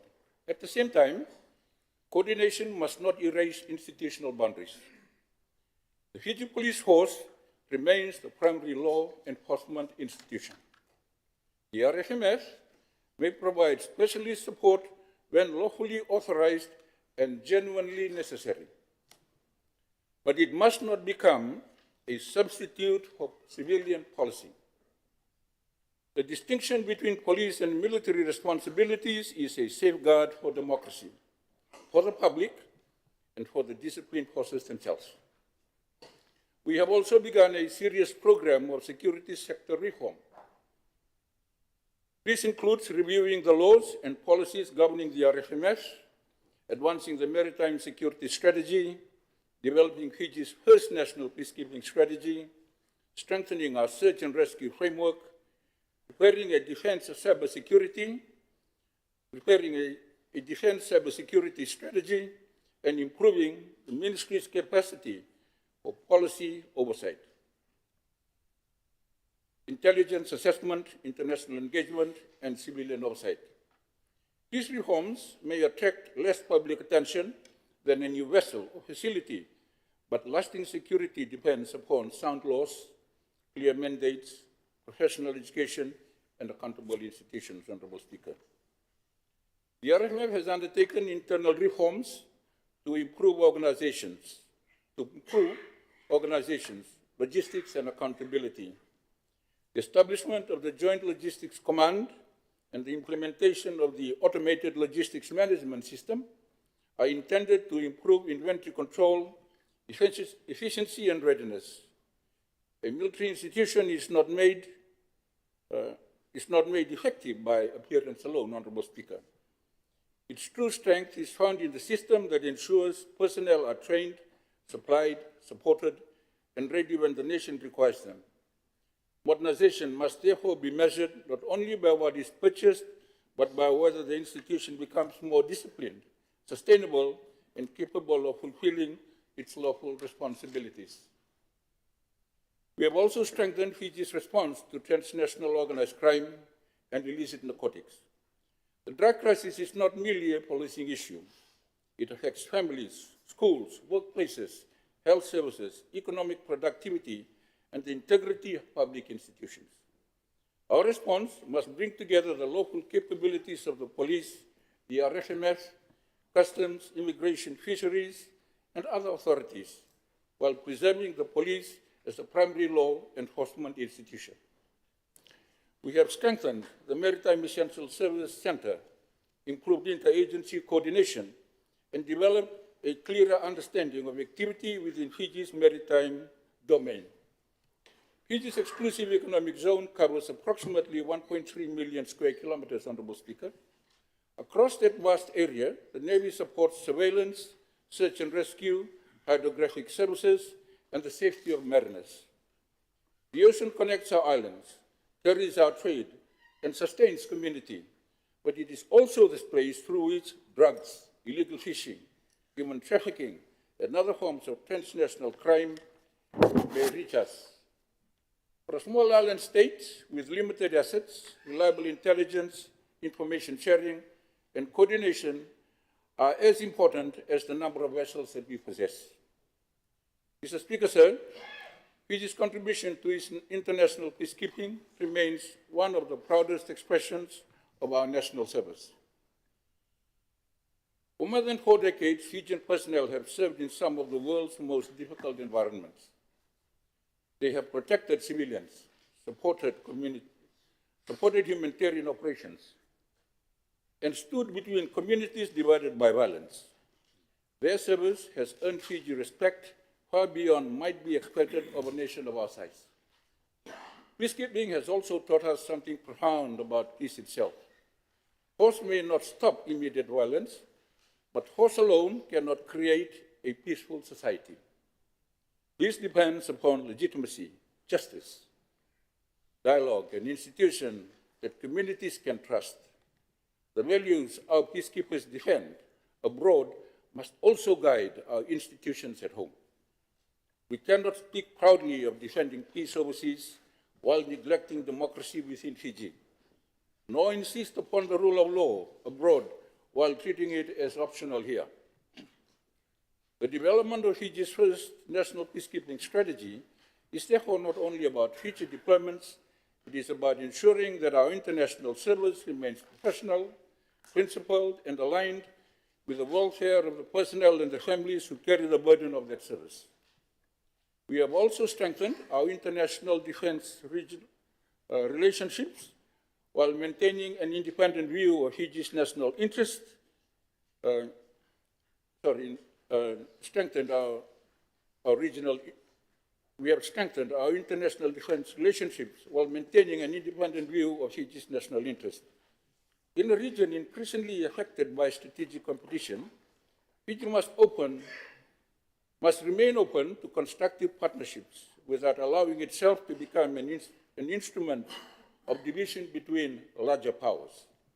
Our interest is best deserved by a Pacific in which dialogue remains open, sovereignty is respected, and cooperation contributes to a genuine ocean of peace. Another important achievement has been, Honorable Speaker, the advancement of the Women, Peace and Security agenda. We have placed the meaningful participation of women within Fiji's national security framework and undertaken detailed assessments of the barriers women face within the RSMF and the Fiji Police Force. This work recognizes that the experience of conflict, crime, disaster, and insecurity are not the same for everyone, and that policies developed without the participation of women will inevitably overlook important dimensions of community safety and institutional effectiveness. Women, peace, and security is not an exercise in symbolism, for it is simply about increasing numbers. Nor is it simply about increasing numbers. It is about ensuring that women participate meaningfully in recruitment, training, deployment, operational planning, peacekeeping, and the senior decision-making. It is also about building institutions in which women can serve safely, progress on merit, and contribute fully to the defense of the nation. A security institution cannot fully understand the population it protects while excluding the experience, judgment, and leadership of half of their population. The assessments undertaken through the Measuring Opportunities for Women Peace Operations program have given us an evidence-based foundation for reform. The next stage is implementation. We must address institutional barriers, improve facilities and policies, strengthen professional development, and ensure that women are not merely present in our security institutions, but are able to influence their direction. A more inclusive security sector is not only fairer, it is more capable, more representative, and better able to earn the trust of the communities that it serves. Honorable Speaker, our achievement must also be judged by how we treat those whose active service has ended. Through the Veterans Affairs Division, the Ministry has continued oversight of the Fiji Servicemen Aftercare Fund, the welfare of former servicemen, honors and awards, the National War Memorial, and Fiji's overseas war graves. We have also begun reviewing the arrangements governing veteran support. A nation's debt to a veteran cannot be discharged through a medal, a ceremony, or a speech. Some return from service with visible injuries. Others carry burdens that are less easily seen. The families also bear the cost of absence, uncertainty, and sacrifice. The value of service does not end when the uniform is removed. This state must remain present when those who served required assistance, dignity, and care. Mr. Speaker, sir, the allocation in this budget will allow the Ministry and the RFMF to continue this work, but I do not intend to reduce this address to a recital of figures. Budgets provide the means by which institutions operate, but money does not provide their purpose. Purpose comes from the principles by which institutions are led and the standards by which they are held accountable. As this is the fourth and final budget of the coalition government, we should be honest about what has been achieved and what remains unfinished. We completed the National Security and Defense Review. We adopted the National Security Strategy. We strengthened civilian national security, leadership, and interagency coordination. We began important legal and policy reforms. We advanced maritime security, peacekeeping, international defense engagements, women, peace and security, and the welfare of veterans. We improved the RFMF's internal logistics and supported a more coordinated response to narcotics and transnational crime. Most importantly, we placed democracy, accountability, human rights, and the rule of law at the center of national security policy. Institutional reform cannot be completed in a single term of parliament, Honorable Speaker. Trust damaged over many years cannot be restored through one strategy, one minister or one government. Trust is restored through conduct. It is restored each time an institution remains within the law when it might have exceeded it. when wrongdoing is investigated rather than concealed, and when leaders accept that public authority carries an obligation to answer for its use.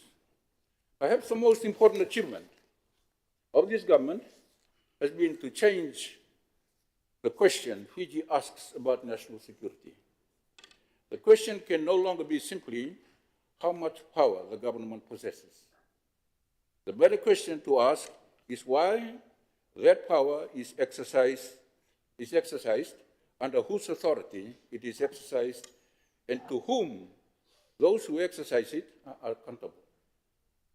Mr. Speaker, sir, the lasting defense of Fiji will not be secured by the strength of one leader, one government, or one military commander. It will be secured by institutions that remain lawful when leaders change, by disciplined forces that understand both their powers and their limits, and by citizens who trust that the state exists to protect them rather than dominate them. Our duty is to defend Fiji not only as a territory, but as a democracy.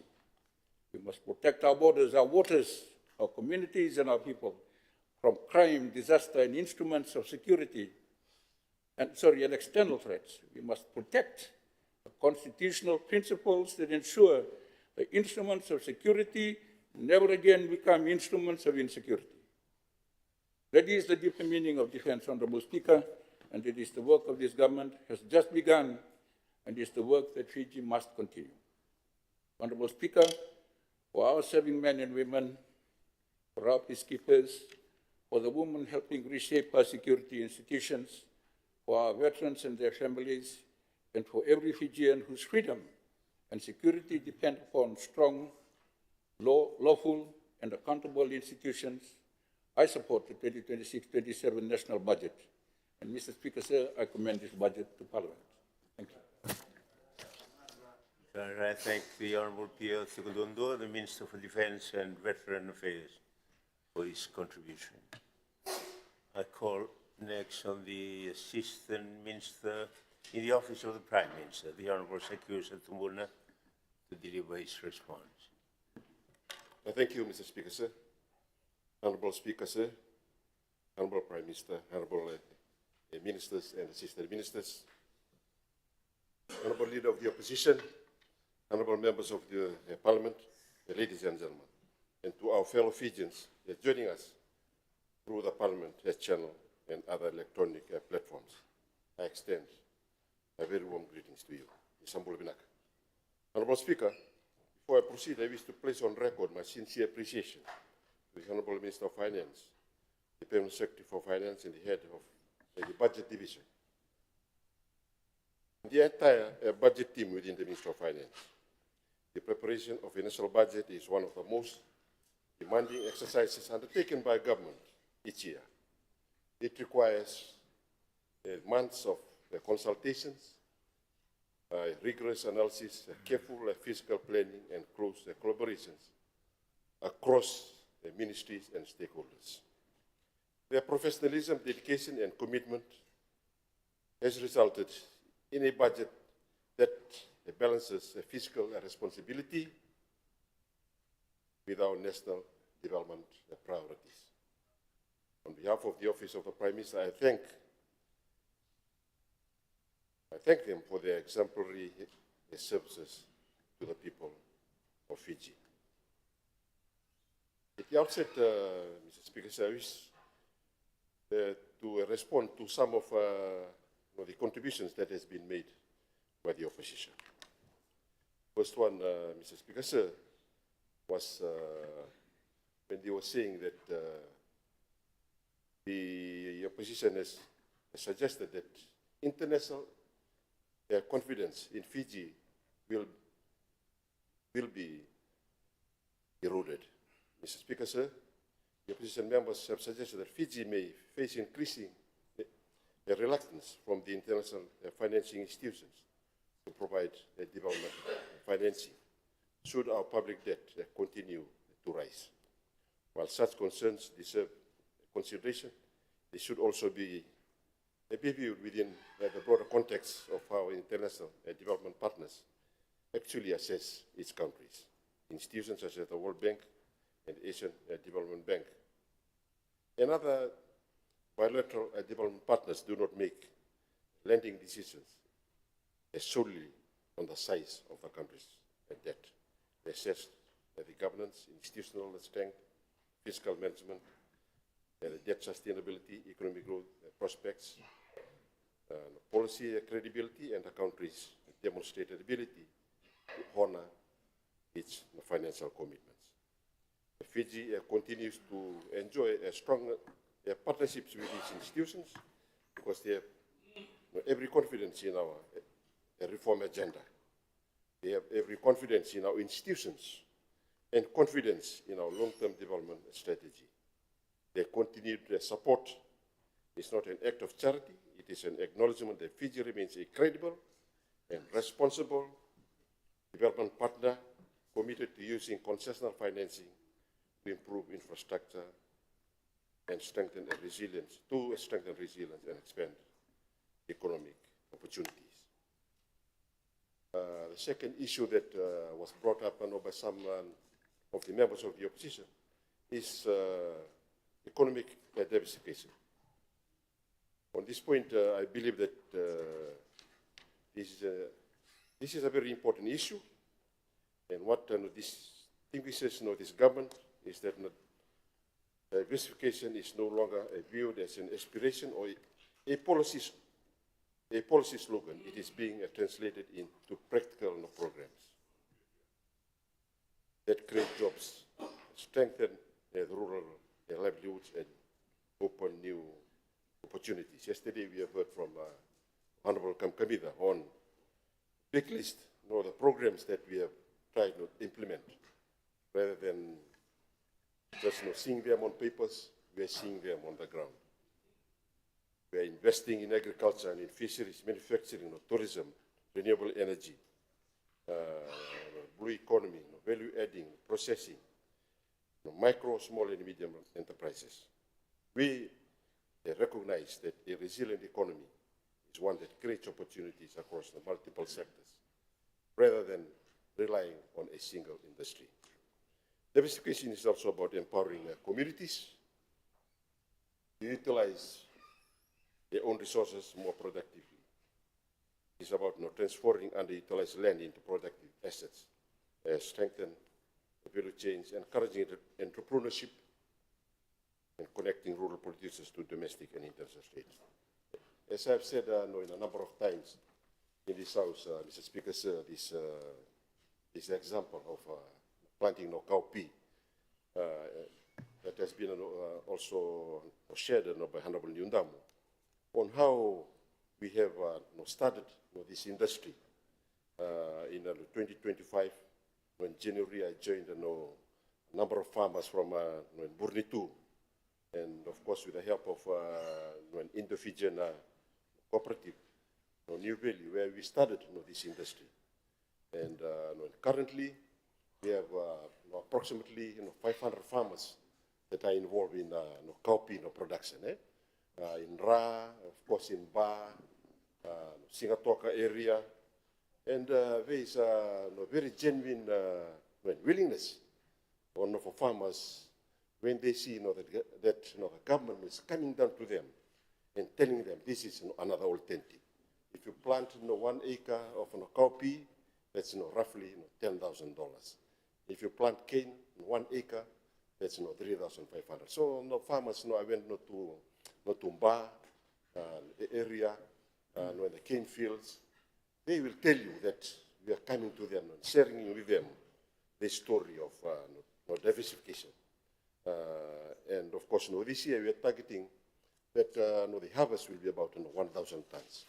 So within the next 2 weeks, harvest will be coming from these farmers. And I would like to thank the Indian Embassy. They have provided us with the seeds. And of course, the New Valley cooperative, Sambeto, they are there helping out farmers. And of course, I would like to thank the manager, Mr. Ebin Esrai, and of course, Mr. Akhtar Ali, who have been very supportive of this initiative. And of course, the other issue that I wish to raise with regards not to the sugar industry.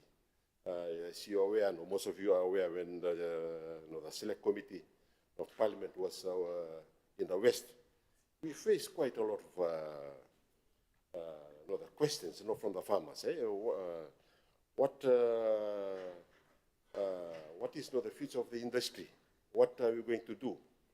And I would like to thank the Permanent Secretary of Finance in yesterday's papers, Peace Times, Mr. Siri Gaunda. He said that, we need to be looking at this industry much more carefully in Fiji Times. And of course, he received quite a lot of opposition. But I wish to say that, if Mr. Siri Gaunda was, had raised this issue 10 years ago, he would have reached 55 today, because we are providing that platform for people to speak very openly. That's what this government is all about. It's about governance, it's about freedom of everyone to speak and say their mind. We will not sack you. So that's what we have told the civil servant. You can say what you want to say about the government, but we will not prosecute you or turn you to be 55 immediately. So, of course, no sugar, there is, but if you go around another country, for the last 10 years, there's been very little attempt by the previous government to improve the sugar industry. And, of course, we hope that, the sugar select committee will be coming up with new strategies so that to ensure that, the industry will not survive for the next 50 years. But there will be some hard the recommendations that has to be made to ensure that we survive in the next 50 years. The blue and the green economy. This morning, Mr. Ketan Lal was talking about the lack of government attempt to go out into the rural areas. In his town of Sabsabu, we will be launching next week a program that targets his village, his tikina of Sabsabu, Wailevu, Navatu, Poralau, and Vaturova in empowering farmers, ensuring that farmers adopt climate smart agriculture practices. Also, this project is looking at strengthening agriculture value chain and improving food security at the village level. So, Honorable the Prime Minister will be launching this 10 million project at the start at Kornatonga, Kornatonga village at Navatu on Friday next week. So this government is going out into the community. They want to create enterprises in the communities, in the villages. And in the next 10 years, we will be able to cover the whole of Levu, and we will be extending this project to Viti Levu and other out islands, making sure that there's so many challenges with the Autauke community in the villages. And of course, this project will be able to change the mindset of our communities, particularly at the rural areas, in the rural areas. I wish now to go into the role of the office of the Prime Minister. Mr. Speaker, sir, allow me now to turn to the role of the office of Prime Minister. The office of Prime Minister occupies a unique position within the machinery of government. It is more than an administrative office. It is the strategic center of government that ensures national priorities are translated into a coordinated actions across ministries and agencies. Mr. Speaker, sir, one of the government's greatest responsibilities is ensuring that the national development reaches every village, every settlement, and every community throughout Fiji. Development the grant program administered through the Office of the Prime Minister reflects this commitment. And I salute another budget team for recognizing the impact of the development grant by increasing the allocation from 1.4 in the 2025 budget to 0.5 in the 2026-2027 budget. Through the targeted development initiatives, the development framework and community-focused interventions, the government continues to provide support to our communities. Since January 2023, Mr. Speaker said, the Office of the Prime Minister, through the small grants scheme and development grants, has funded 176 projects with a total value of 5.45 million throughout Fiji. This comprises 74 infrastructure projects valued at 3.24 million, 64 social services projects valued at 1.49 million, and 88 economic services projects valued at 718,000.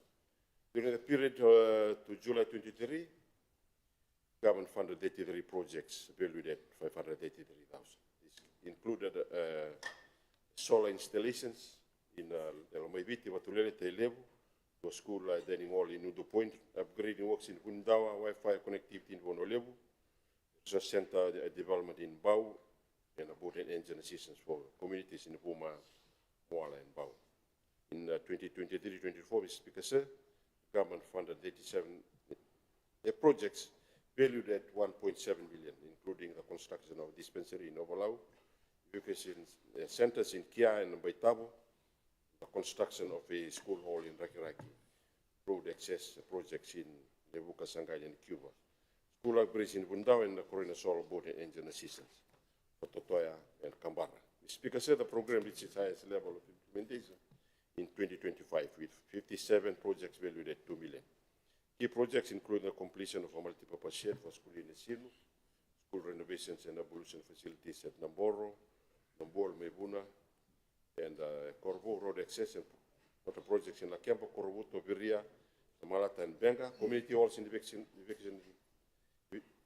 evacuation centers in Vatoa, Korovuli, Vatulele, and Nandala, the provision of an excavator to the Huso Agriculture Technical Institute, and economic assistance to robots and engines for communities in Patuku, Kambara, Udu Point, and Wendina. In 2025-26, government approved 49 projects valued at $1.43 million. This included school improvement projects in Vuniasi, Burmasanga, Voliboli, Nasound, Del Nevesi, Matimbalabu, and Mekanrao. Water projects in Venunga, 92. Evacuation centers in Sinuvada, Loboni, Noikama, Romai, and Coronayawa. Construction of a crematorium at Mueneweni, solar installations at Motoriki Health Center, road upgrades at Nandakuni, economic assistance to robots, engine, farming equipment, and tourism support for communities in Vanua, Lewu, Benga, Lau, Rekrek, and Sambeto. The program achieved broader national coverage with 84 projects valued at $2.25 million in the Central Division, 32 projects valued at $906,000 in the Eastern, 35 projects valued at $1.05 million in the Northern, and 25 projects valued at $1.24 in the Western Division. Beneficiaries included communities, women's group, youth group, health facilities, sporting organizations, and village development communities across Reo, Teilevu, Netasiri, Sierua, Namosi, Noivit, Kandavu, Rotuma, the Konrabe, Madua, Tambua, Ramba, Narungano, Wasa. Mr. Speaker, sir, these investments reflects government's commitment to delivering community-driven development through school infrastructure, evacuation centers, community halls, access roads, and solar project, health facilities, boating engines, farming equipment, and other economic initiatives that continue to improve livelihood, strengthen resilience, and enhance the well-being of communities throughout Fiji. The Development Grant Program remains an important vehicle through which government delivers practical and meaningful assistance at the community level. A successful implementation of these projects demonstrates our commitment to supporting local development priorities, promoting community resilience, and improving the livelihoods of people throughout Fiji. Mr. Speaker, sir, this initiative supports communities by improving access to essential services, strengthening local infrastructure, enhancing economic participation, and creating opportunities for sustainable development. They are not merely short-term interventions. They represent strategic investments in community resilience, local productivity, and inclusive growth.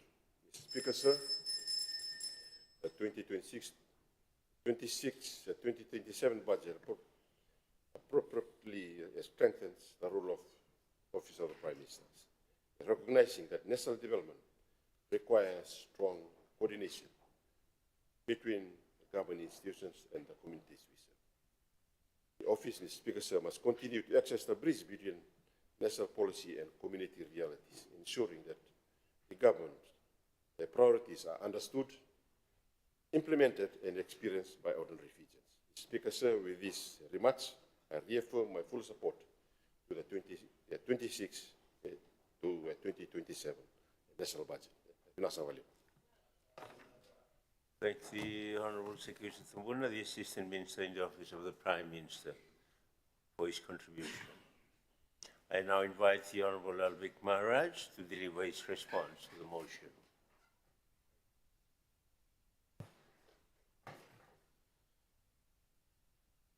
Thank you, Honourable Speaker. Honourable Prime Minister, Honourable Ministers and Assistant Ministers, Honourable MPs, Honourable Leader of Opposition, and all those enjoying this session from the comfort of their home. Good evening, Ula, Ram Ram, Namaste, and Assalamu Alaikum to you all. Honourable Speaker, I would like to thank the Minister for Finance and his ministry staff for preparing the national budget. Honourable Speaker, if we want to fix a problem, we must first admit that mistakes and blunders were made.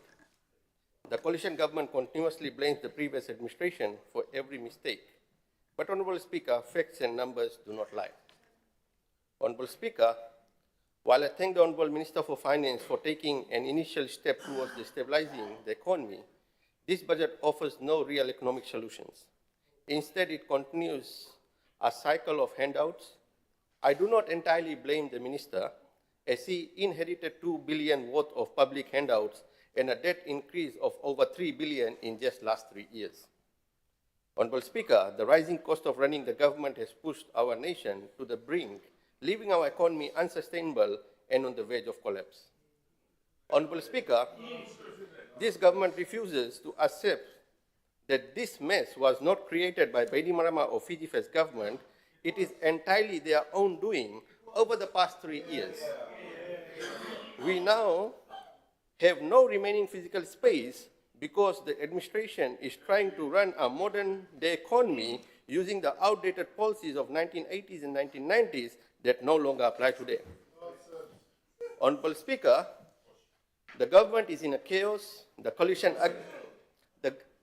agreement is in a chaos, the economy is in a chaos, our infrastructure is deteriorating, the bloated cabinet is in a mess, Fiji Airways, Fiji Sugar Industry, the healthcare system, most public enterprises, law and order, the education system, and the fight against drug abuse and HIV, all of it is in absolute chaos.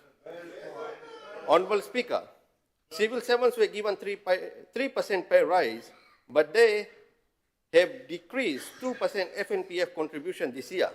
Net effect, 1% increase. How smart they were to have 2% pay cut under the guise of 2% employer contribution reduction. Let us start, it does. It's a gross income going into the same pocket of an employee.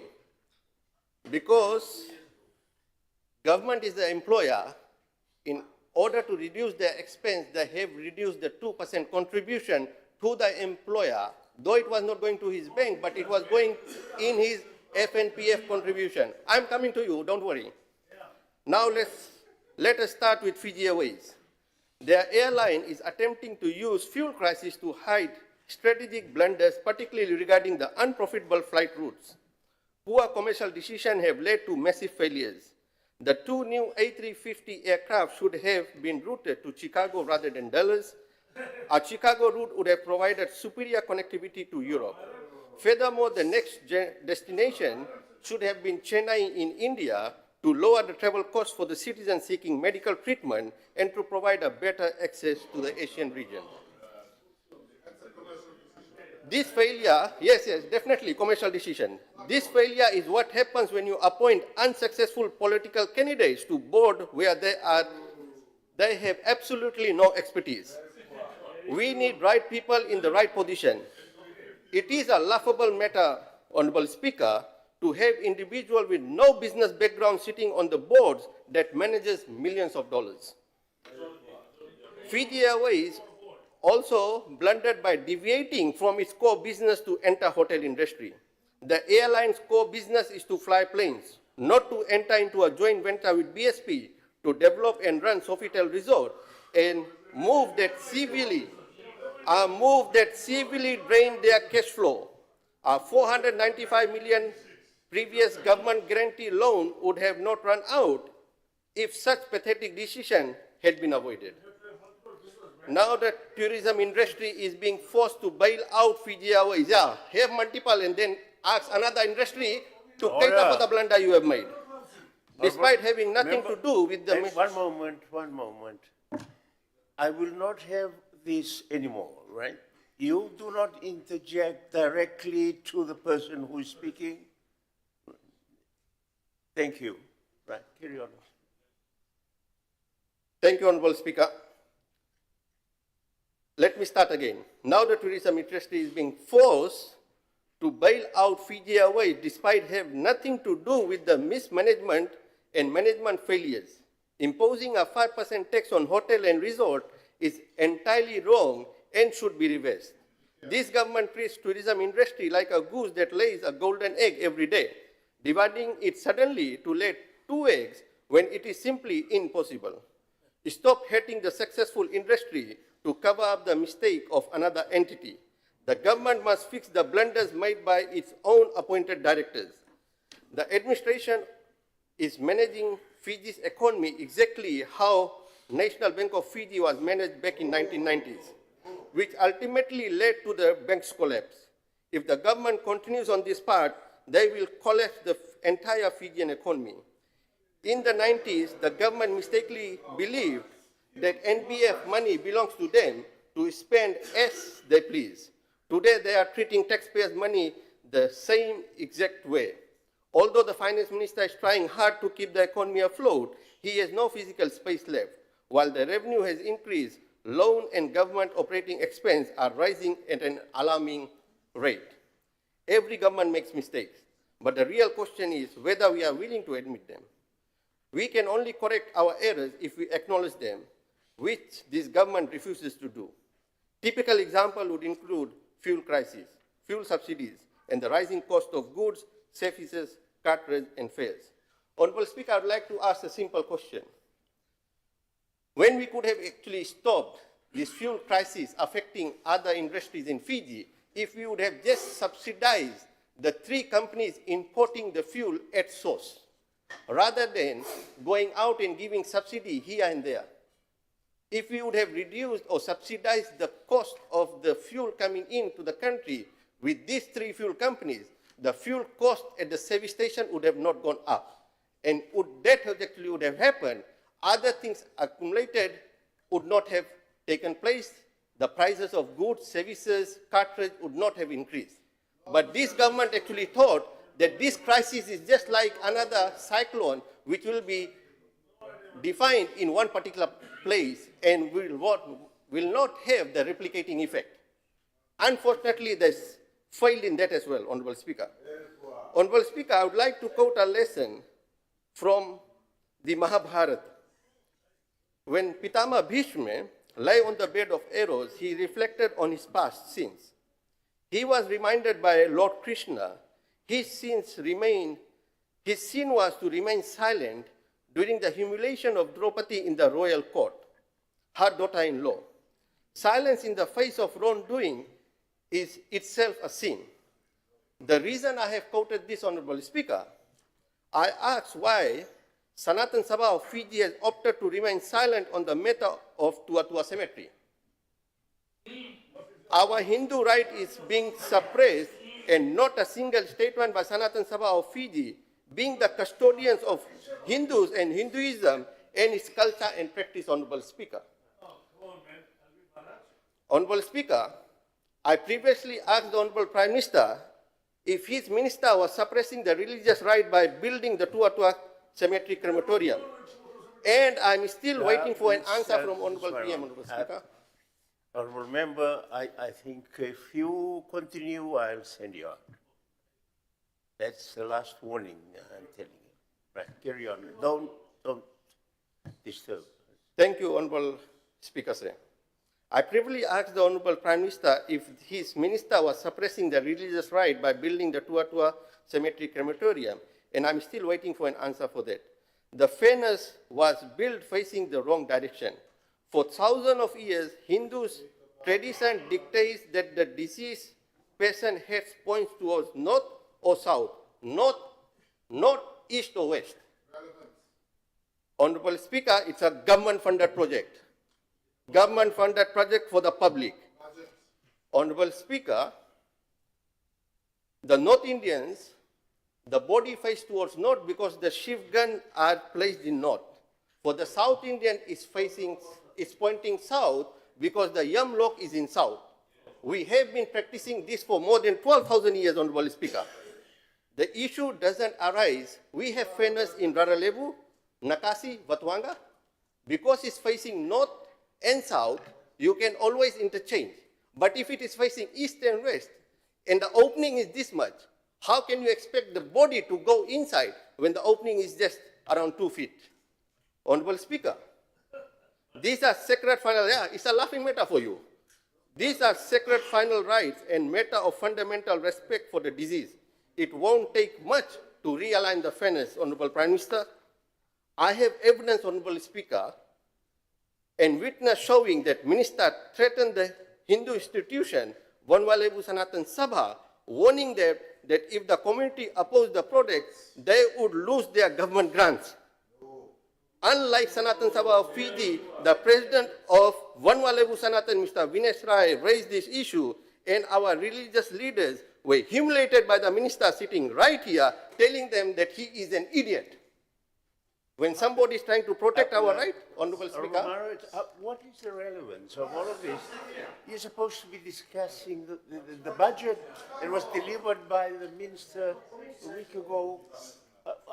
How does it relate to, with all due respect? I'll definitely explain that, sir. It's a government-funded project, and I'm definitely going to move a motion in the Committee of Supply so that we can realign the fairness. Because the religious leaders were raising the concern about this. What I'm suggesting is when you get to the Committee of Supplies and you do that, right? But don't preempt it. This is a debate on the budget. Can we keep it as a budget, as the level of the budget? We'll come to the Committee of Supplies and you would be entitled to move your motion or amendment, whatever. All right? Can you please continue along the line I'm suggesting? Thank you, sir. I'll definitely adhere to that, and I look forward to the next 20 minutes when I leave the motion to actually explain why I'm moving that motion. Thank you, Honorable Speaker. Honorable Speaker, let me turn to the education sector. I have been very vocal about how education is funded. Right now, tertiary scholarships are being treated like a blank check for institutions. Some institutions are going door to door just to enroll students because government scholarship is granted. The number of funded students has jumped from 15,000 to 23,000, while Fiji has a young population and we expect student numbers to grow. Can we sustain this? I do not blame the tertiary institution. I blame the government for handing out blank checks. The more students an institution enrolls, the more revenue it collects. So naturally, they will take advantage of the system. Under the previous administration, a student could negotiate flexible payment terms. Now the government charges harsh 50% penalty if a student wants to convert their bond into direct payment for migration purpose, Honorable Speaker. Honorable Speaker, furthermore, I wonder how the government suddenly realized that Pacific Polytech, which received millions over the last 3 years, no longer needs funding. Their budget has been drastically cut to $500,000 despite reports that they requested over $10 million. When I asked in the last budget debate that Pacific Polytech funding should be reduced, government members gave endless excuses. What changed now, Honorable Speaker? Are there no more students at Pacific Polytech, or does their education no longer matters to this particular government? Perhaps the Minister of Finance finally realized I was right from day one when I called for accountability, given that we have still not received an audited financial report from this institution. And what does Ganesh Chand, the director, do? Goes and files a defamation court against me. How can asking for accountability be defamation? As MP, we are constitutionally mandated to hold government accountable, Honorable Speaker. Now, hang on. Let me explain the rules. Let me explain the rules. All right? If you are now saying that he has initiated a court action against you, that you cannot discuss a court action in here, correct? All right. Let's keep it at that. Thank you. Yes, Honorable Speaker. All I'm saying is we are constantly mandated to hold government to account wherever the taxpayer money is used. That's all, Honorable Speaker. Honorable Speaker, let us look at the health sector. My first question concerns the Reketi Health Center. What happened to its allocation? I visited Reketi recently and nothing has been built. This year, they were only allocated $370,000 compared to $570,000 last budget. If they were not able to do anything in $570,000, what they are going to do in $370,000? Furthermore, everyone here agrees that Sai Prema Foundation is doing a wonderful work by performing free heart surgeries for our children. They have completed over 470 successful surgeries, 52,000 free echocardiograms, and 80,000 medical consultations. Yet the government reduces their budget. Knowing the poor state of our public health system and heart surgery for kids is not available in Fiji, we should restore their funding to at least $4 million so they can continue saving the life of our kids, Honorable Speaker, suffering from congenital heart disease. Honorable Speaker, we are also hearing the grand announcement about an Australian-backed hospital. I must ask, what happened to the 100-bed super specialty hospital promised by Indian government 4 years ago? We should focus on fixing our existing broken health infrastructure instead of giving false hope to the public. Honorable Speaker, medical interns are given 2.5-year contract, and after completion, they won't have a job, as no new positions are being created for medical officer and so forth in the hierarchy. While all civil servants are on permanent establishment, why doctors remain on contract? Another failed promise. We were told that each and every civil servant will have an established position and they will retire at 55. Requesting Honorable AG, if you can look into this, why contracts are still offered when the promise was for the medical interns. Yeah. Honorable Speaker, turning into infrastructure, electricity is not a luxury, it's an absolute necessity. It is unacceptable that when a technical fault occurs outside a standard business hour, citizens are left stranded. Everyday families are forced to wait an entire night or a full weekend in darkness before EFL deploys maintenance crew. Unless and until you know somebody in EFL, at CO level, you give it the call, they attend. But if you don't, you'll have to wait over the night. This efficiency is compounded by primitive reconnection policy. If the household faces disconnection, EFL cuts the power immediately. However, once the consumer pays their bill, they are forced to wait up to 3 days just to get the power stored. And how smart is EFL? They will say 24 working hours. In a day, you only have 8 working hours. That accumulates to 3 days. 3 days. How can we justify forcing family, a business or an elderly citizen to live in darkness for 3 days due to administrative delays in a modern digital economy? EFL holds a public monopoly, and with that privilege comes the duty of responsibility. Fijians pay for 24/7 utility, and they deserve 24/7 service. many households are still waiting for the grid extension just to light up their homes, as this government has significantly reduced or removed the funding for rural electrification program. Additionally, on infrastructure, road connecting to Lambasa to Savu-Savu and Lambasa to Nambualu are in pathetic and neglected condition, Honorable Speaker.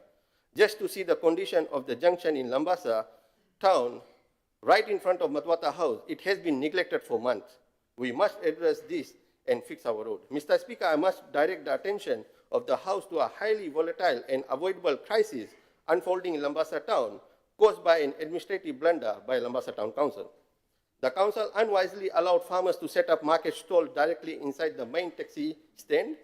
This was triggered operational chaos, pitting our hardworking farmers against our equally hardworking taxi operators.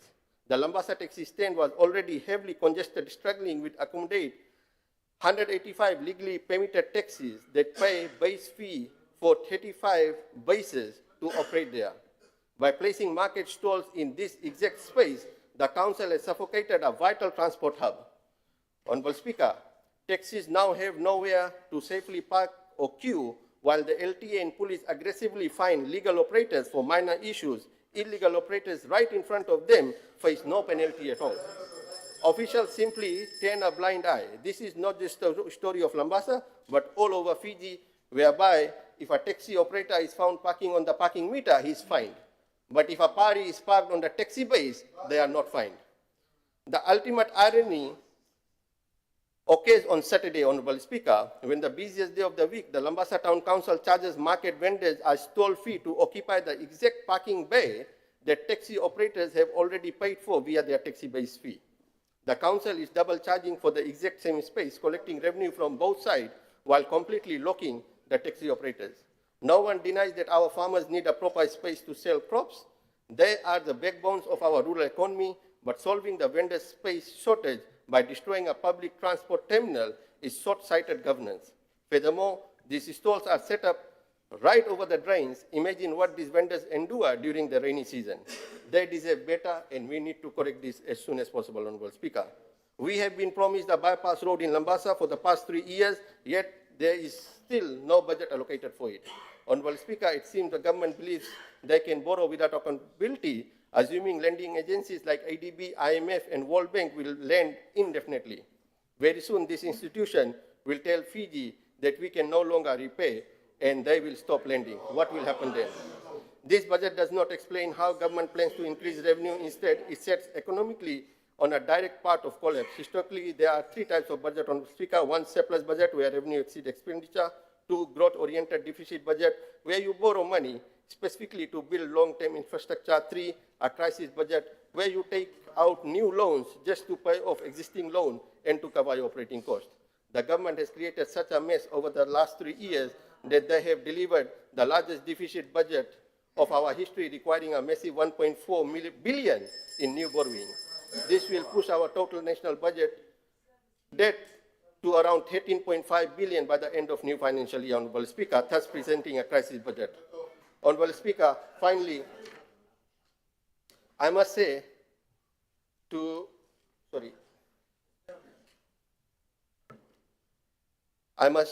this to Honorable Minister for Finance, that if you had been one guiding the budget for the past 3 years, we would have been in a much stronger position today, and you might have presented a budget that this side of the House would actually support today. Since you have had my plea over certain issues and reduced the misuse of the funds, I shall support these aspects of the budget in Committee of Supply. Thank you, Honorable Speaker. Thanks for the time. I thank the Honorable Alvik Maharaj for your contribution. I must say that almost all of your contribution has no relevance to the budget we're talking about. You're talking about a lot of other issues that are raised on a normal parliamentary. And the only relevance to it was that there was no budget allocation for it. I think you referred to it that way. Right. All right, thank you, Honorable Maharaj. I will now call on the Assistant Minister for Public Works, the Meteorological Services and Transport, the Honorable Naisal Twinadeva, for his response. Thank you, Honorable Speaker. The Honorable Prime Minister, the Honorable Cabinet Ministers, Honorable Leader of Opposition, the Honorable Members of Parliament. Mr. Speaker, sir, I rise to contribute to this important debate and express my strong support for the 2026-2027 national budget. Mr. Speaker, if I would describe the budget with one word, and that word is pragmatic. Pragmatic because this budget understands the reality of times we are living in. Our people are concerned about cost of living. They are concerned about jobs. They want better roads, a reliable public transport. They want better services and economic opportunities. And Mr. Speaker, they rightly expect government to respond. But responsible leadership is not about promising everything to everyone. It is about making choices. It is about knowing what our people need today while also preparing our country for tomorrow. And that is what this budget seeks to do. This budget is more than a statement of revenue and expenditure. It is a financial roadmap for our nation, one that reflects our collective aspirations, respond to the realities we face today, and lay the foundation for a more secure and sustainable future. It is a budget that seeks to protect the vulnerable, strengthen our economy, invest in our people, and ensure that no Fijian is left behind. Mr. Speaker, we are not living in ordinary times. Over the past decade, Fiji and the world have experienced a succession of unprecedented challenges. We endured the COVID-19 pandemic, which brought economies and societies to a standstill. Our nation has faced devastating natural disasters, including the destruction caused by the Category 5 tropical cyclone Winston. At the same time, we continue to navigate an uncertain global environment shaped by military conflicts, geopolitical tensions, disruption to global supply chains, and an energy crisis that has affected the cost of living and doing business around the world. These global shocks do not remain beyond our shores. They affect the price of fuel at the pump. They affect the cost of food on supermarket shelves. They affect the cost of construction materials, transportation, and essential services. Ultimately, they affect the daily lives of ordinary Fijian families. Against this backdrop, the responsibility of government is clear: to maintain economic stability, protect our people, support opportunity, and keep the nation moving forward. Mr. Speaker, this budget demonstrates that commitment. The allocation of $647 million to the Ministry of Health and the Medical Services recognizes a fundamental truth: the health of our people is the foundation of national development. I also commend the government's continued investment in education. Education remains one of the most powerful investments any nation can make. When we educate a child, we do not or do more than prepare the individual for employment, strengthen families, communities, and future productive capacity of our country. Mr. Speaker, the allocation of $221 million towards social protection further demonstrates the inclusive nature of this budget. Economic progress must be measured not only by growing figures and financial indicators, but also by how well we protect those who are most vulnerable and whether ordinary Fijians are able to participate in and benefit from national development.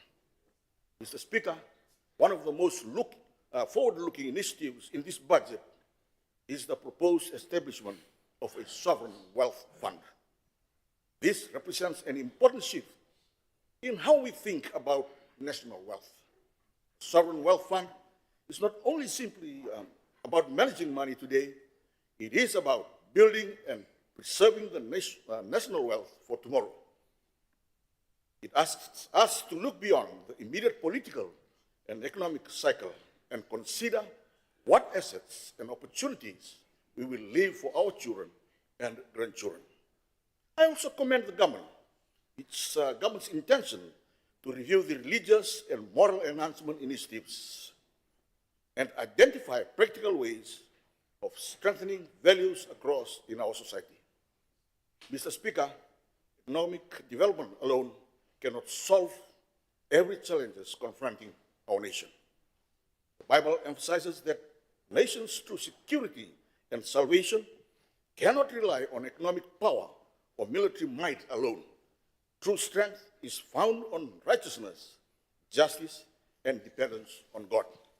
We are seeing concerning growth within our communities, including the spread of illicit drugs, increasing HIV infections, the erosion of values, and the weakening of traditional family and community support systems. These challenges require more than government programs alone. They require the combined efforts of families, communities, faith-based organizations, traditional institutions, civil society, and government. A strong nation must build both economic prosperity and social resilience. We must invest not only in roads, ports, schools, and hospitals, but also in the values, relationships, and institutions that hold our communities together. Mr. Speaker, this brings me to the portfolio entrusted to me by my line minister, the Honorable Rofelipe Tusawau. For an island nation such as ours, an efficient, safe, and accessible transport system is not a luxury. It is fundamental to inclusive national development because transport affects almost every Fijian, every single day. Someone will catch the 5:30 morning bus. A farmer will load ndaro, cassava, or vegetables into a carrier to take that to the market. A parent will take a child to school. A taxi driver will begin another long day on the road. A truck driver will transport goods between towns. It is about people's lives. It is about access and opportunity and keeping our economy moving. Mr. Speaker, the Land Transport Authority has continued to make significant progress over the past financial year in strengthening governance, embracing innovation, and improving services for the people of Fiji. LTA has allocated a total of $38.8 million, 30.2 for its operations and 8.6 for capital projects. Through the implementation of the business process, the engineering program, and the new NONDA digital platform, more transport services are now available online. License renewals, permit applications, and customer transactions are becoming faster, simpler, and more transparent. These reforms are reducing processing time, improving customers' experience, and ensuring that government services are accessible whenever and wherever they are needed. Mr. Speaker, government assures the people of Fiji that transport opportunities remain inclusive. During the past year, hundreds of new public service vehicle permits have been issued, including many serving rural and maritime communities, where access to transport is essential for economic and social development. Looking ahead in the 2026-2027 budget continues this momentum. Government through LTA will establish a new service center in Lambasa and Lakasi.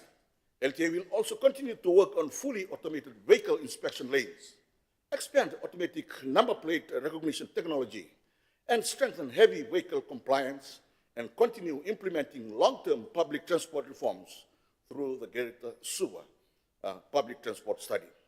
Work on policy reforms will progress further, including vehicle emissions testing, deregistration policies for aged vehicles, enhanced driver training and preparations for Fiji transition towards cleaner transport technologies, including electric vehicles. Mr. Speaker, I turn to the issue of congestion, a problem that has been around for many years, for more than a decade. The Leader of Opposition yesterday made remarks on the traveling times during peak periods along the Suwa-Nusori corridor. The Honorable Nath also spoke on the issue.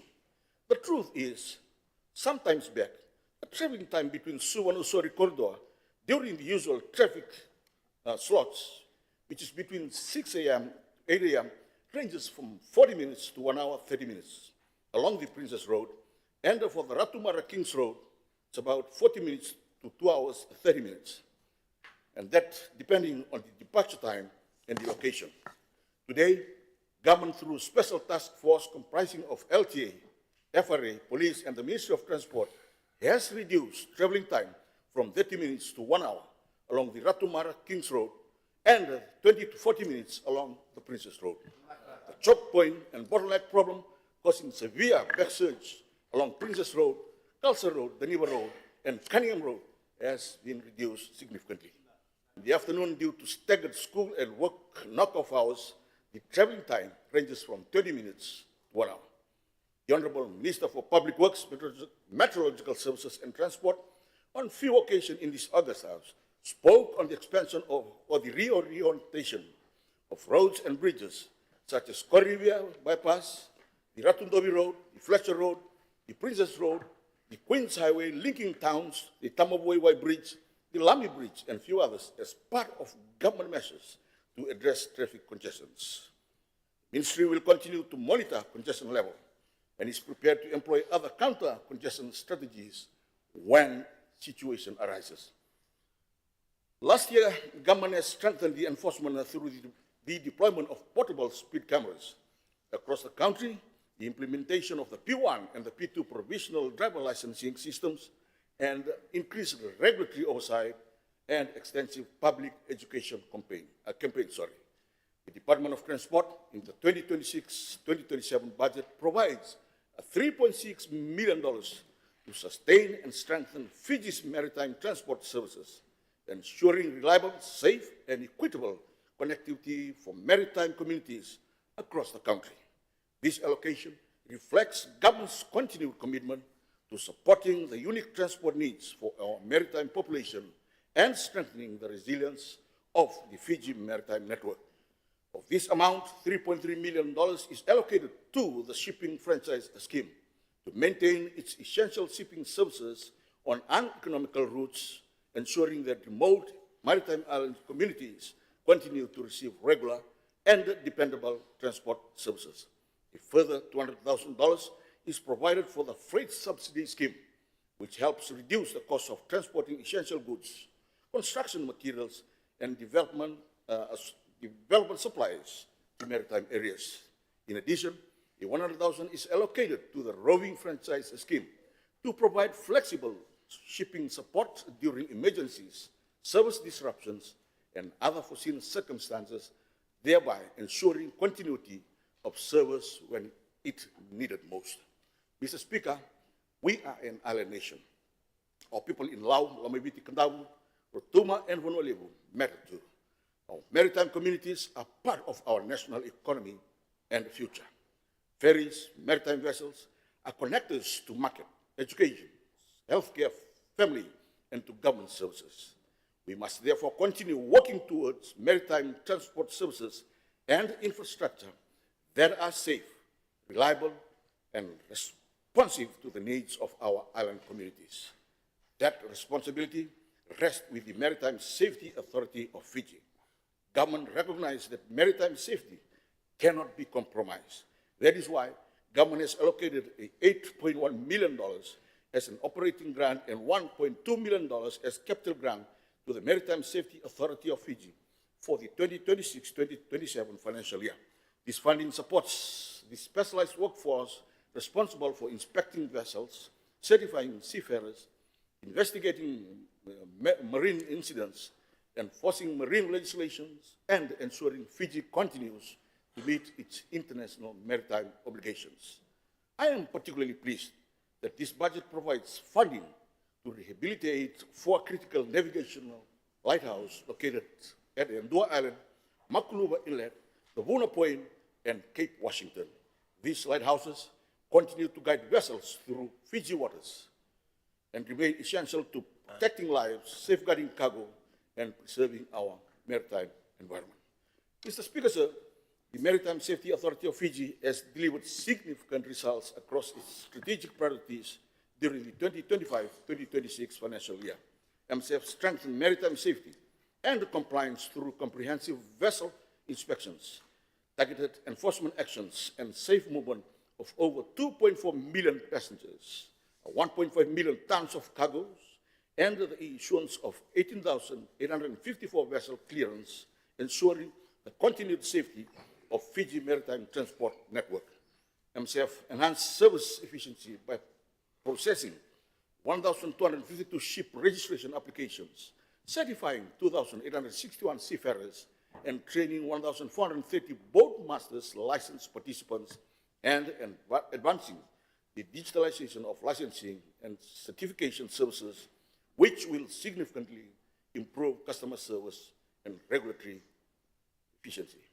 Mr. Speaker, the 2026-2027 budget for government shipping services demonstrates government commitment to maintaining a safe, reliable, and efficient fleet of vessels that serves a critical lifeline for maritime communities and support public service delivery throughout Fiji. Significant funding has also been allocated for essential operational requirements, including a $1.35 million for vessels, fuels, and oil, and a $1.3 million for vessel repairs and maintenance, and $900,000 for annual vessel surveys and dry docking. Additional provisions will support navigational aids, office operations, utilities, training, and occupational health and safety requirements, rations, uniforms, and other critical supplies necessary to sustain effective service delivery. Furthermore, government gratefully acknowledges the aid-in-kind contribution from the government of Japan, valued at $27.2 million for the procurement of a disaster response multi-purpose vessel. This significant contribution will greatly enhance Fiji's capacity to respond to natural disasters and emergencies, supporting the delivery of essential services to the maritime communities and strengthen national disaster preparedness and response capabilities. In conclusion, Mr. Speaker, this budget takes the responsible approach. It recognizes the need of our country are many, but our resources are not unlimited. That is why I call it pragmatic. Pragmatism does not mean that we lack ambition. It means we know where we want to go, but we are realistic about how we get there. We want better and safer roads, reliable public transport, and stronger rural connectivity. We want better maritime services, modern ports, and climate-resilient infrastructure. And we want a transport system that supports economic growth and improves the lives of our people. That is the direction. Our responsibility now is delivery. Because, Mr. Speaker, at the end of this financial year, our people will not judge us by the number of times we stood in this house and congratulated ourselves on the number of contributions and speeches we make. They will judge us by what changed. Farmer will ask, can I get to the market? The commuter, can I get to work? And the family and the maritime islands will ask, can we depend on our connection to the rest of Fiji? Those are the questions that matter. Mr. Speaker, sir, our job now is to turn the allocations in this budget into action on the ground. Plans into projects, investment into better services, and to make sure that the people of Fiji can see and feel the difference. Mr. Speaker, sir, this budget is responsible, realistic, pragmatic, and I'm proud to support it. Thank the Honourable Naisa Thunadeva, the Assistant Minister for Public Works, Meteorological Services and Transport, for his contribution. Our last speaker for today is the Minister for Public Works, Meteorological Services and Transport, the Honourable Rofilipe Thusoau, and I invite him to deliver his response to the motion. Thank you, Honourable Speaker of Parliament, Honourable Prime Minister, Honourable Leader of Opposition, Honourable Members of Parliament, and our distinguished guests. I rise to fully support the 2026-2037 National Budget and commend the Honourable Minister for Finance, Commerce and Business Development, Permanent Secretary and staff for a well-prepared budget. This budget reflects the government's commitment to responsible financial management, sustainable economic growth and improving the lives of all Fijians through targeted investments in infrastructure and essential services. Before outlining our priorities for 2026-27, it is important to acknowledge the significant achievements delivered during the 2025-2026 financial year. These accomplishments demonstrate the government's continued commitment to strengthening connectivity, building resilience, improving service delivery, and creating economic opportunities for communities across Fiji. Through strategic investments in roads, water, energy, public infrastructure, and met services, tangible improvements have been made to the quality of life of our people, despite what the opposition is saying, while laying a strong foundation for future growth and development.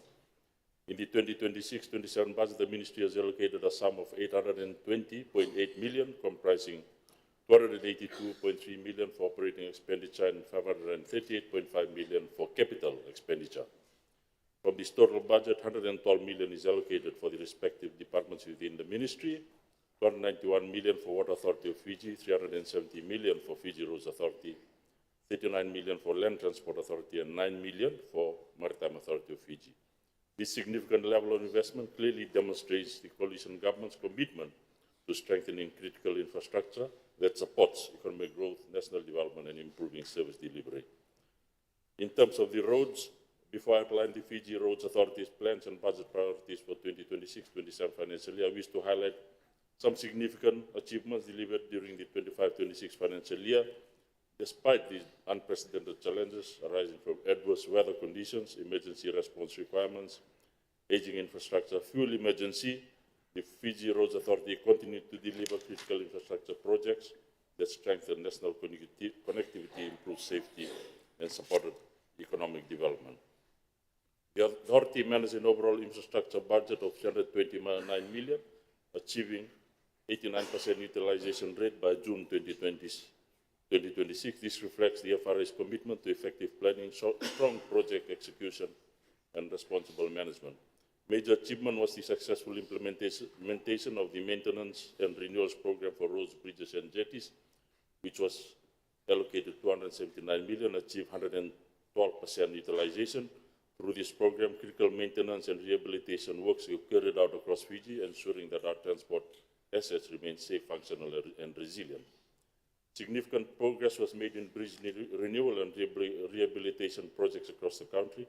Works on the Wendell-Leather Bridge, supported through a budget allocation of 10 million, have advanced steadily, with expenditures reaching 3.4 million during the financial year. The Tamavua Bridge project, funded by JICA, also progressed successfully, with approximately 1.7 million expended.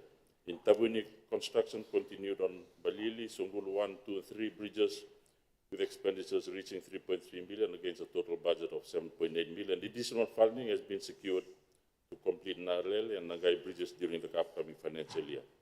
Preparatory works have been completed for replacement crossings in Serua, Lasalasi, Rambi Island, which contracts expected to be awarded shortly. In addition, FRA has completed the planning and procurement activities for the installation of 20 box culvert crossings, representing an investment of approximately 6.6 million. These culverts will be installed. Culvert crossings will be installed across key locations in Ovalau, Viti Levu, Northern Division, improving flood resilience and maintaining access for our rural communities. Honourable Speaker, under the new capital program, progress has been made in terms of the Reabuchia Road dredge works, Nasoso Wanimbuku Link Road, Burua to Namuma Road upgrade, and ongoing works along the Sangani and Bua corridors. The new community program also delivered important community-based infrastructure upgrades through the allocation of 22 million, with the utilization rate of 86%. This supported the construction of bus shelters, footpaths, foot frontage ceiling works, school access roads, and village road improvements. Climate resilience remains a key priority for government in terms of resilience of roads. Seal extensions and vulnerable roads have been upgraded, strengthening infrastructure resilience through coastal regions. Urban infrastructure improvements were also undertaken across Fiji, helping to improve road quality, reduce traffic bottlenecks, and strengthen economic productivity. Recognizing the importance of tourism to Fiji's economy, the authority also continued development of strategic tourism road projects, including Wailoko, Enamanu, and Biausebu. These investments will improve access to tourism destinations and programs. In addition, detailed design work were undertaken for future widening projects of Fletcher Road and the Dover Road, while planning continued for key transport corridors, including Vesari Langere, bypass Nasekula Wailevu, and the phase upgrade of Rotskun Road. For 26-27, the FRA has been allocated a total of 369 million, comprising 15.7 for operational expenditure and 354 million for capital investment. A significant allocation of 108 million has been dedicated to maintaining our existing infrastructure assets. Recognizing the importance of road safety, government has also allocated 8.5 million for road safety initiatives, including marking improvements, targeted safety measures across the national road network. British road network currently consists of approximately 6,375 kilometers of roads, 1,388 bridges and crossings, and 32 jetties. During the coming financial year, approximately 21.6 has been allocated to refurbish and replace 13 priority bridges, including Wendelive, Cornivia, Getwood Bridge, Balili, Songulu Bridges, and Nalele. Upgrading Cornivia Bridge will be treated as a priority, given the access situation to Suva. The bridge also serves as a critical transport link for communities. As already mentioned, crossing and culvert upgrades will be continued across the country. Maritime infrastructure also remains equally important for island and maritime communities. The FRA will continue rehabilitation works on Savu-Savu, Waiavu, Ellington jetties, while progressing construction of the Wunikura, Korlevu jetties funded by the People's Republic of China. Improving connectivity also remains a key government priority. As already mentioned, the Reavutia, Nassau, Wakarua, Nassau Savitanga, Gilai, and the Nassau Nai in Bua. These projects will provide safer and more reliable access to schools. Mr. Speaker, sir, community infrastructure investments will also continue, including the construction of new bus shelters throughout the various divisions. Government has allocated 2 million for coastal protection works along vulnerable road corridors and a further 3 million for seal extension works. These investments will protect critical infrastructure from coastal erosion. We have also mentioned the critical bridges project, the ongoing works regarding the priority bridges, Lami, Mendrokutu, Sambeto, and VCC. These bridges are essential in terms of our access. In addition, the People's Republic of China funded Bonua Railroads project, valued at approximately 300 million, is currently under contract bidding and is expected to significantly improve transport connectivity across the island. Moving on to the water sector, Water Authority was allocated 284.4 million during the 2025-26 budget, for comprising 132 million for operational and 151 for capital expenditure. The authority had utilized 136 million in capital investments. One of the major achievements is the 4,947 new water connections, 241 new wastewater connections. In Central Division, the Totonga Reservoir Replacement Project in Levuka, valued at 2.3 million, which significantly improved water security for approximately 2,800 residents, was completed. Nangali Village Water Mains Project, Western Division, the Mate Road Water Extension. All these projects contribute to the significant improvements in water access for our population. One of the key main ones too is the Tamabua Package Water Treatment Plant. This is currently under construction stage, designed to strengthen water production capacity for Suva areas, and the elevated Princess Road Water Supply Project, which will provide reliable 24-hour water supply to approximately 14,000 residents as we move forward. Honorable Speaker, the government remains committed to ensuring that rural communities share equally the benefits of national development, and Water Authority continues to contribute to rural water projects across the region. In addition to the rain harvesting water program, a lot has been raised about the skills issue regarding our people. The Water Authority has launched an important apprenticeship program in partnership with FNU. A total of 86 apprentices, including 30 women and 56 men, have commenced structured training and employment within the Water Authority of Fiji.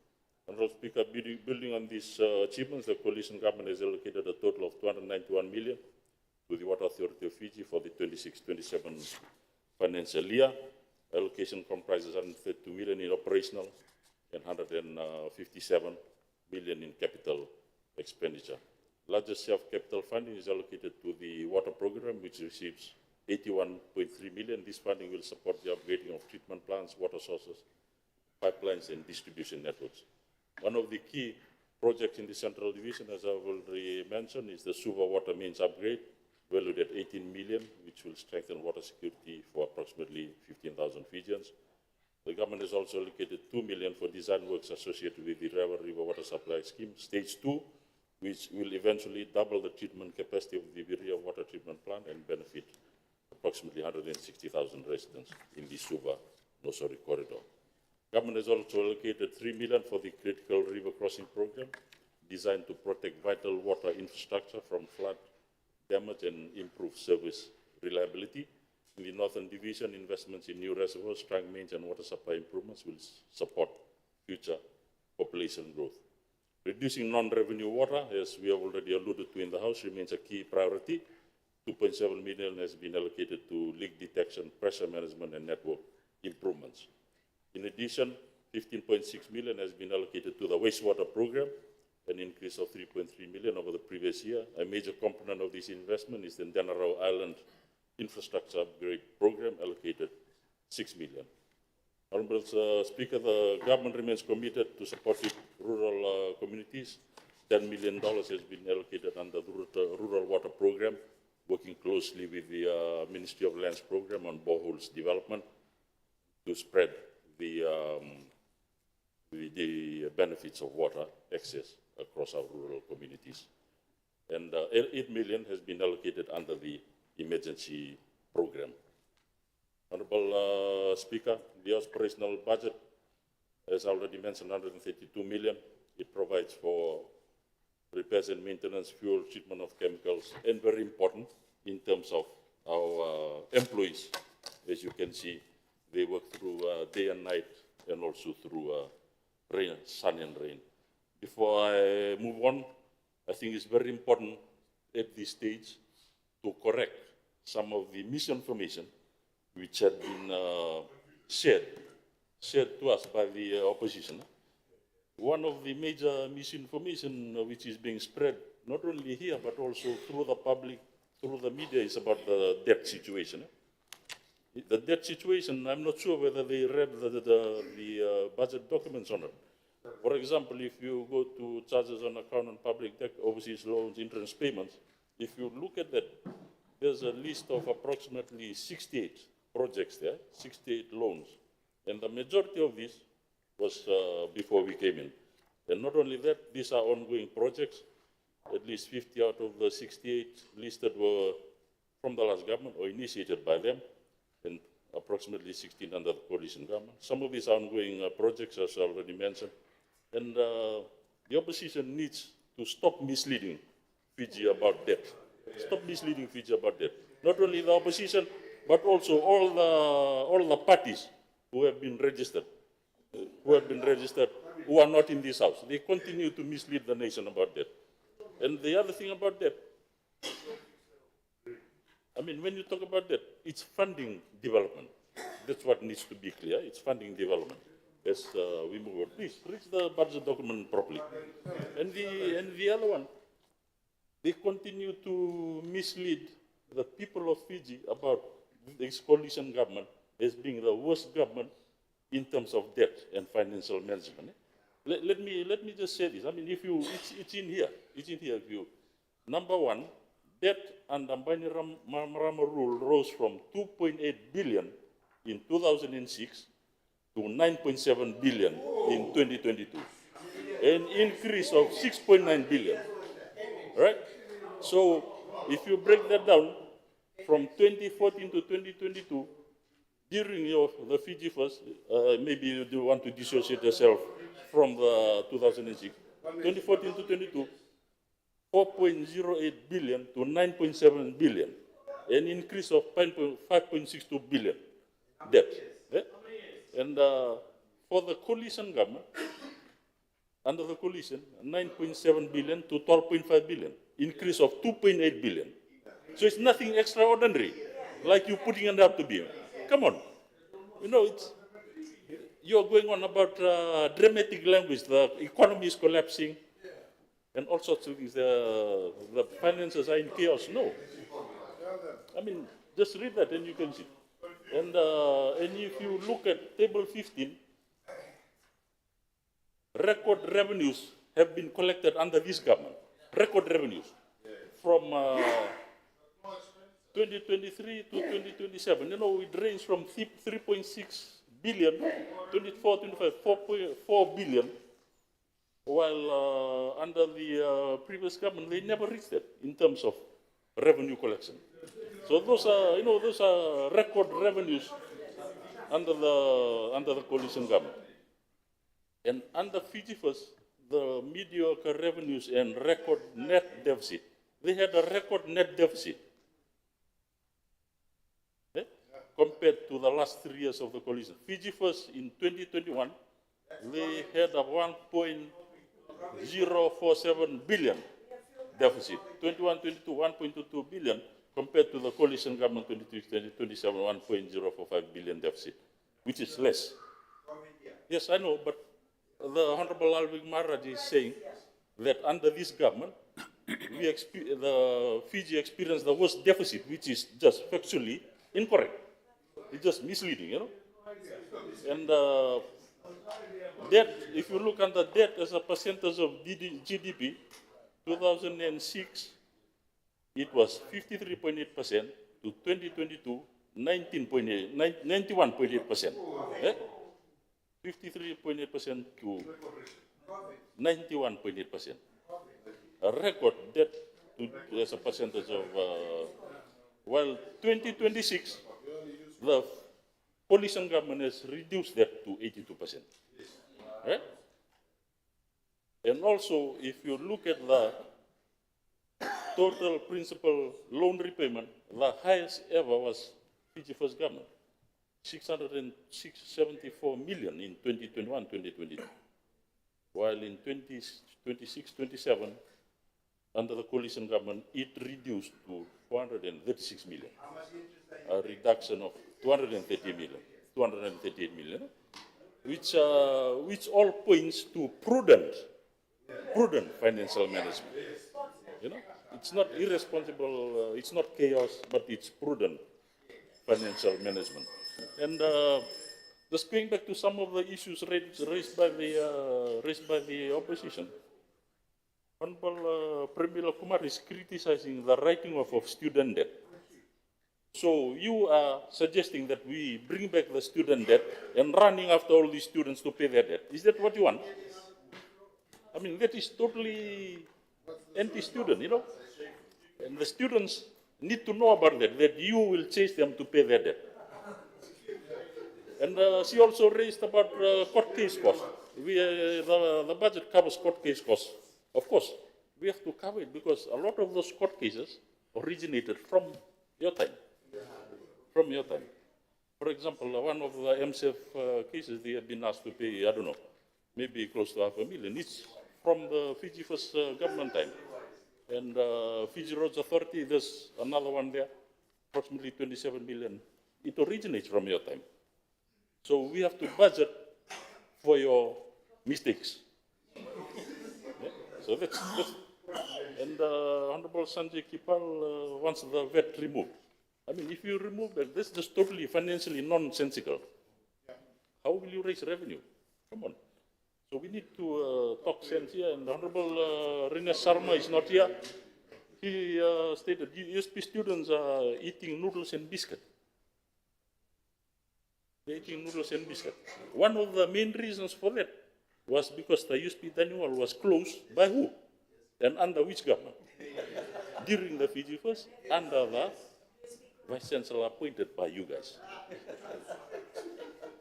And Honorable Ketan Lal continues to praise Fiji First and the leadership of Honorable Main Maharaj. You continue to praise. I mean, can't you think rationally, please, for once? Eh? Because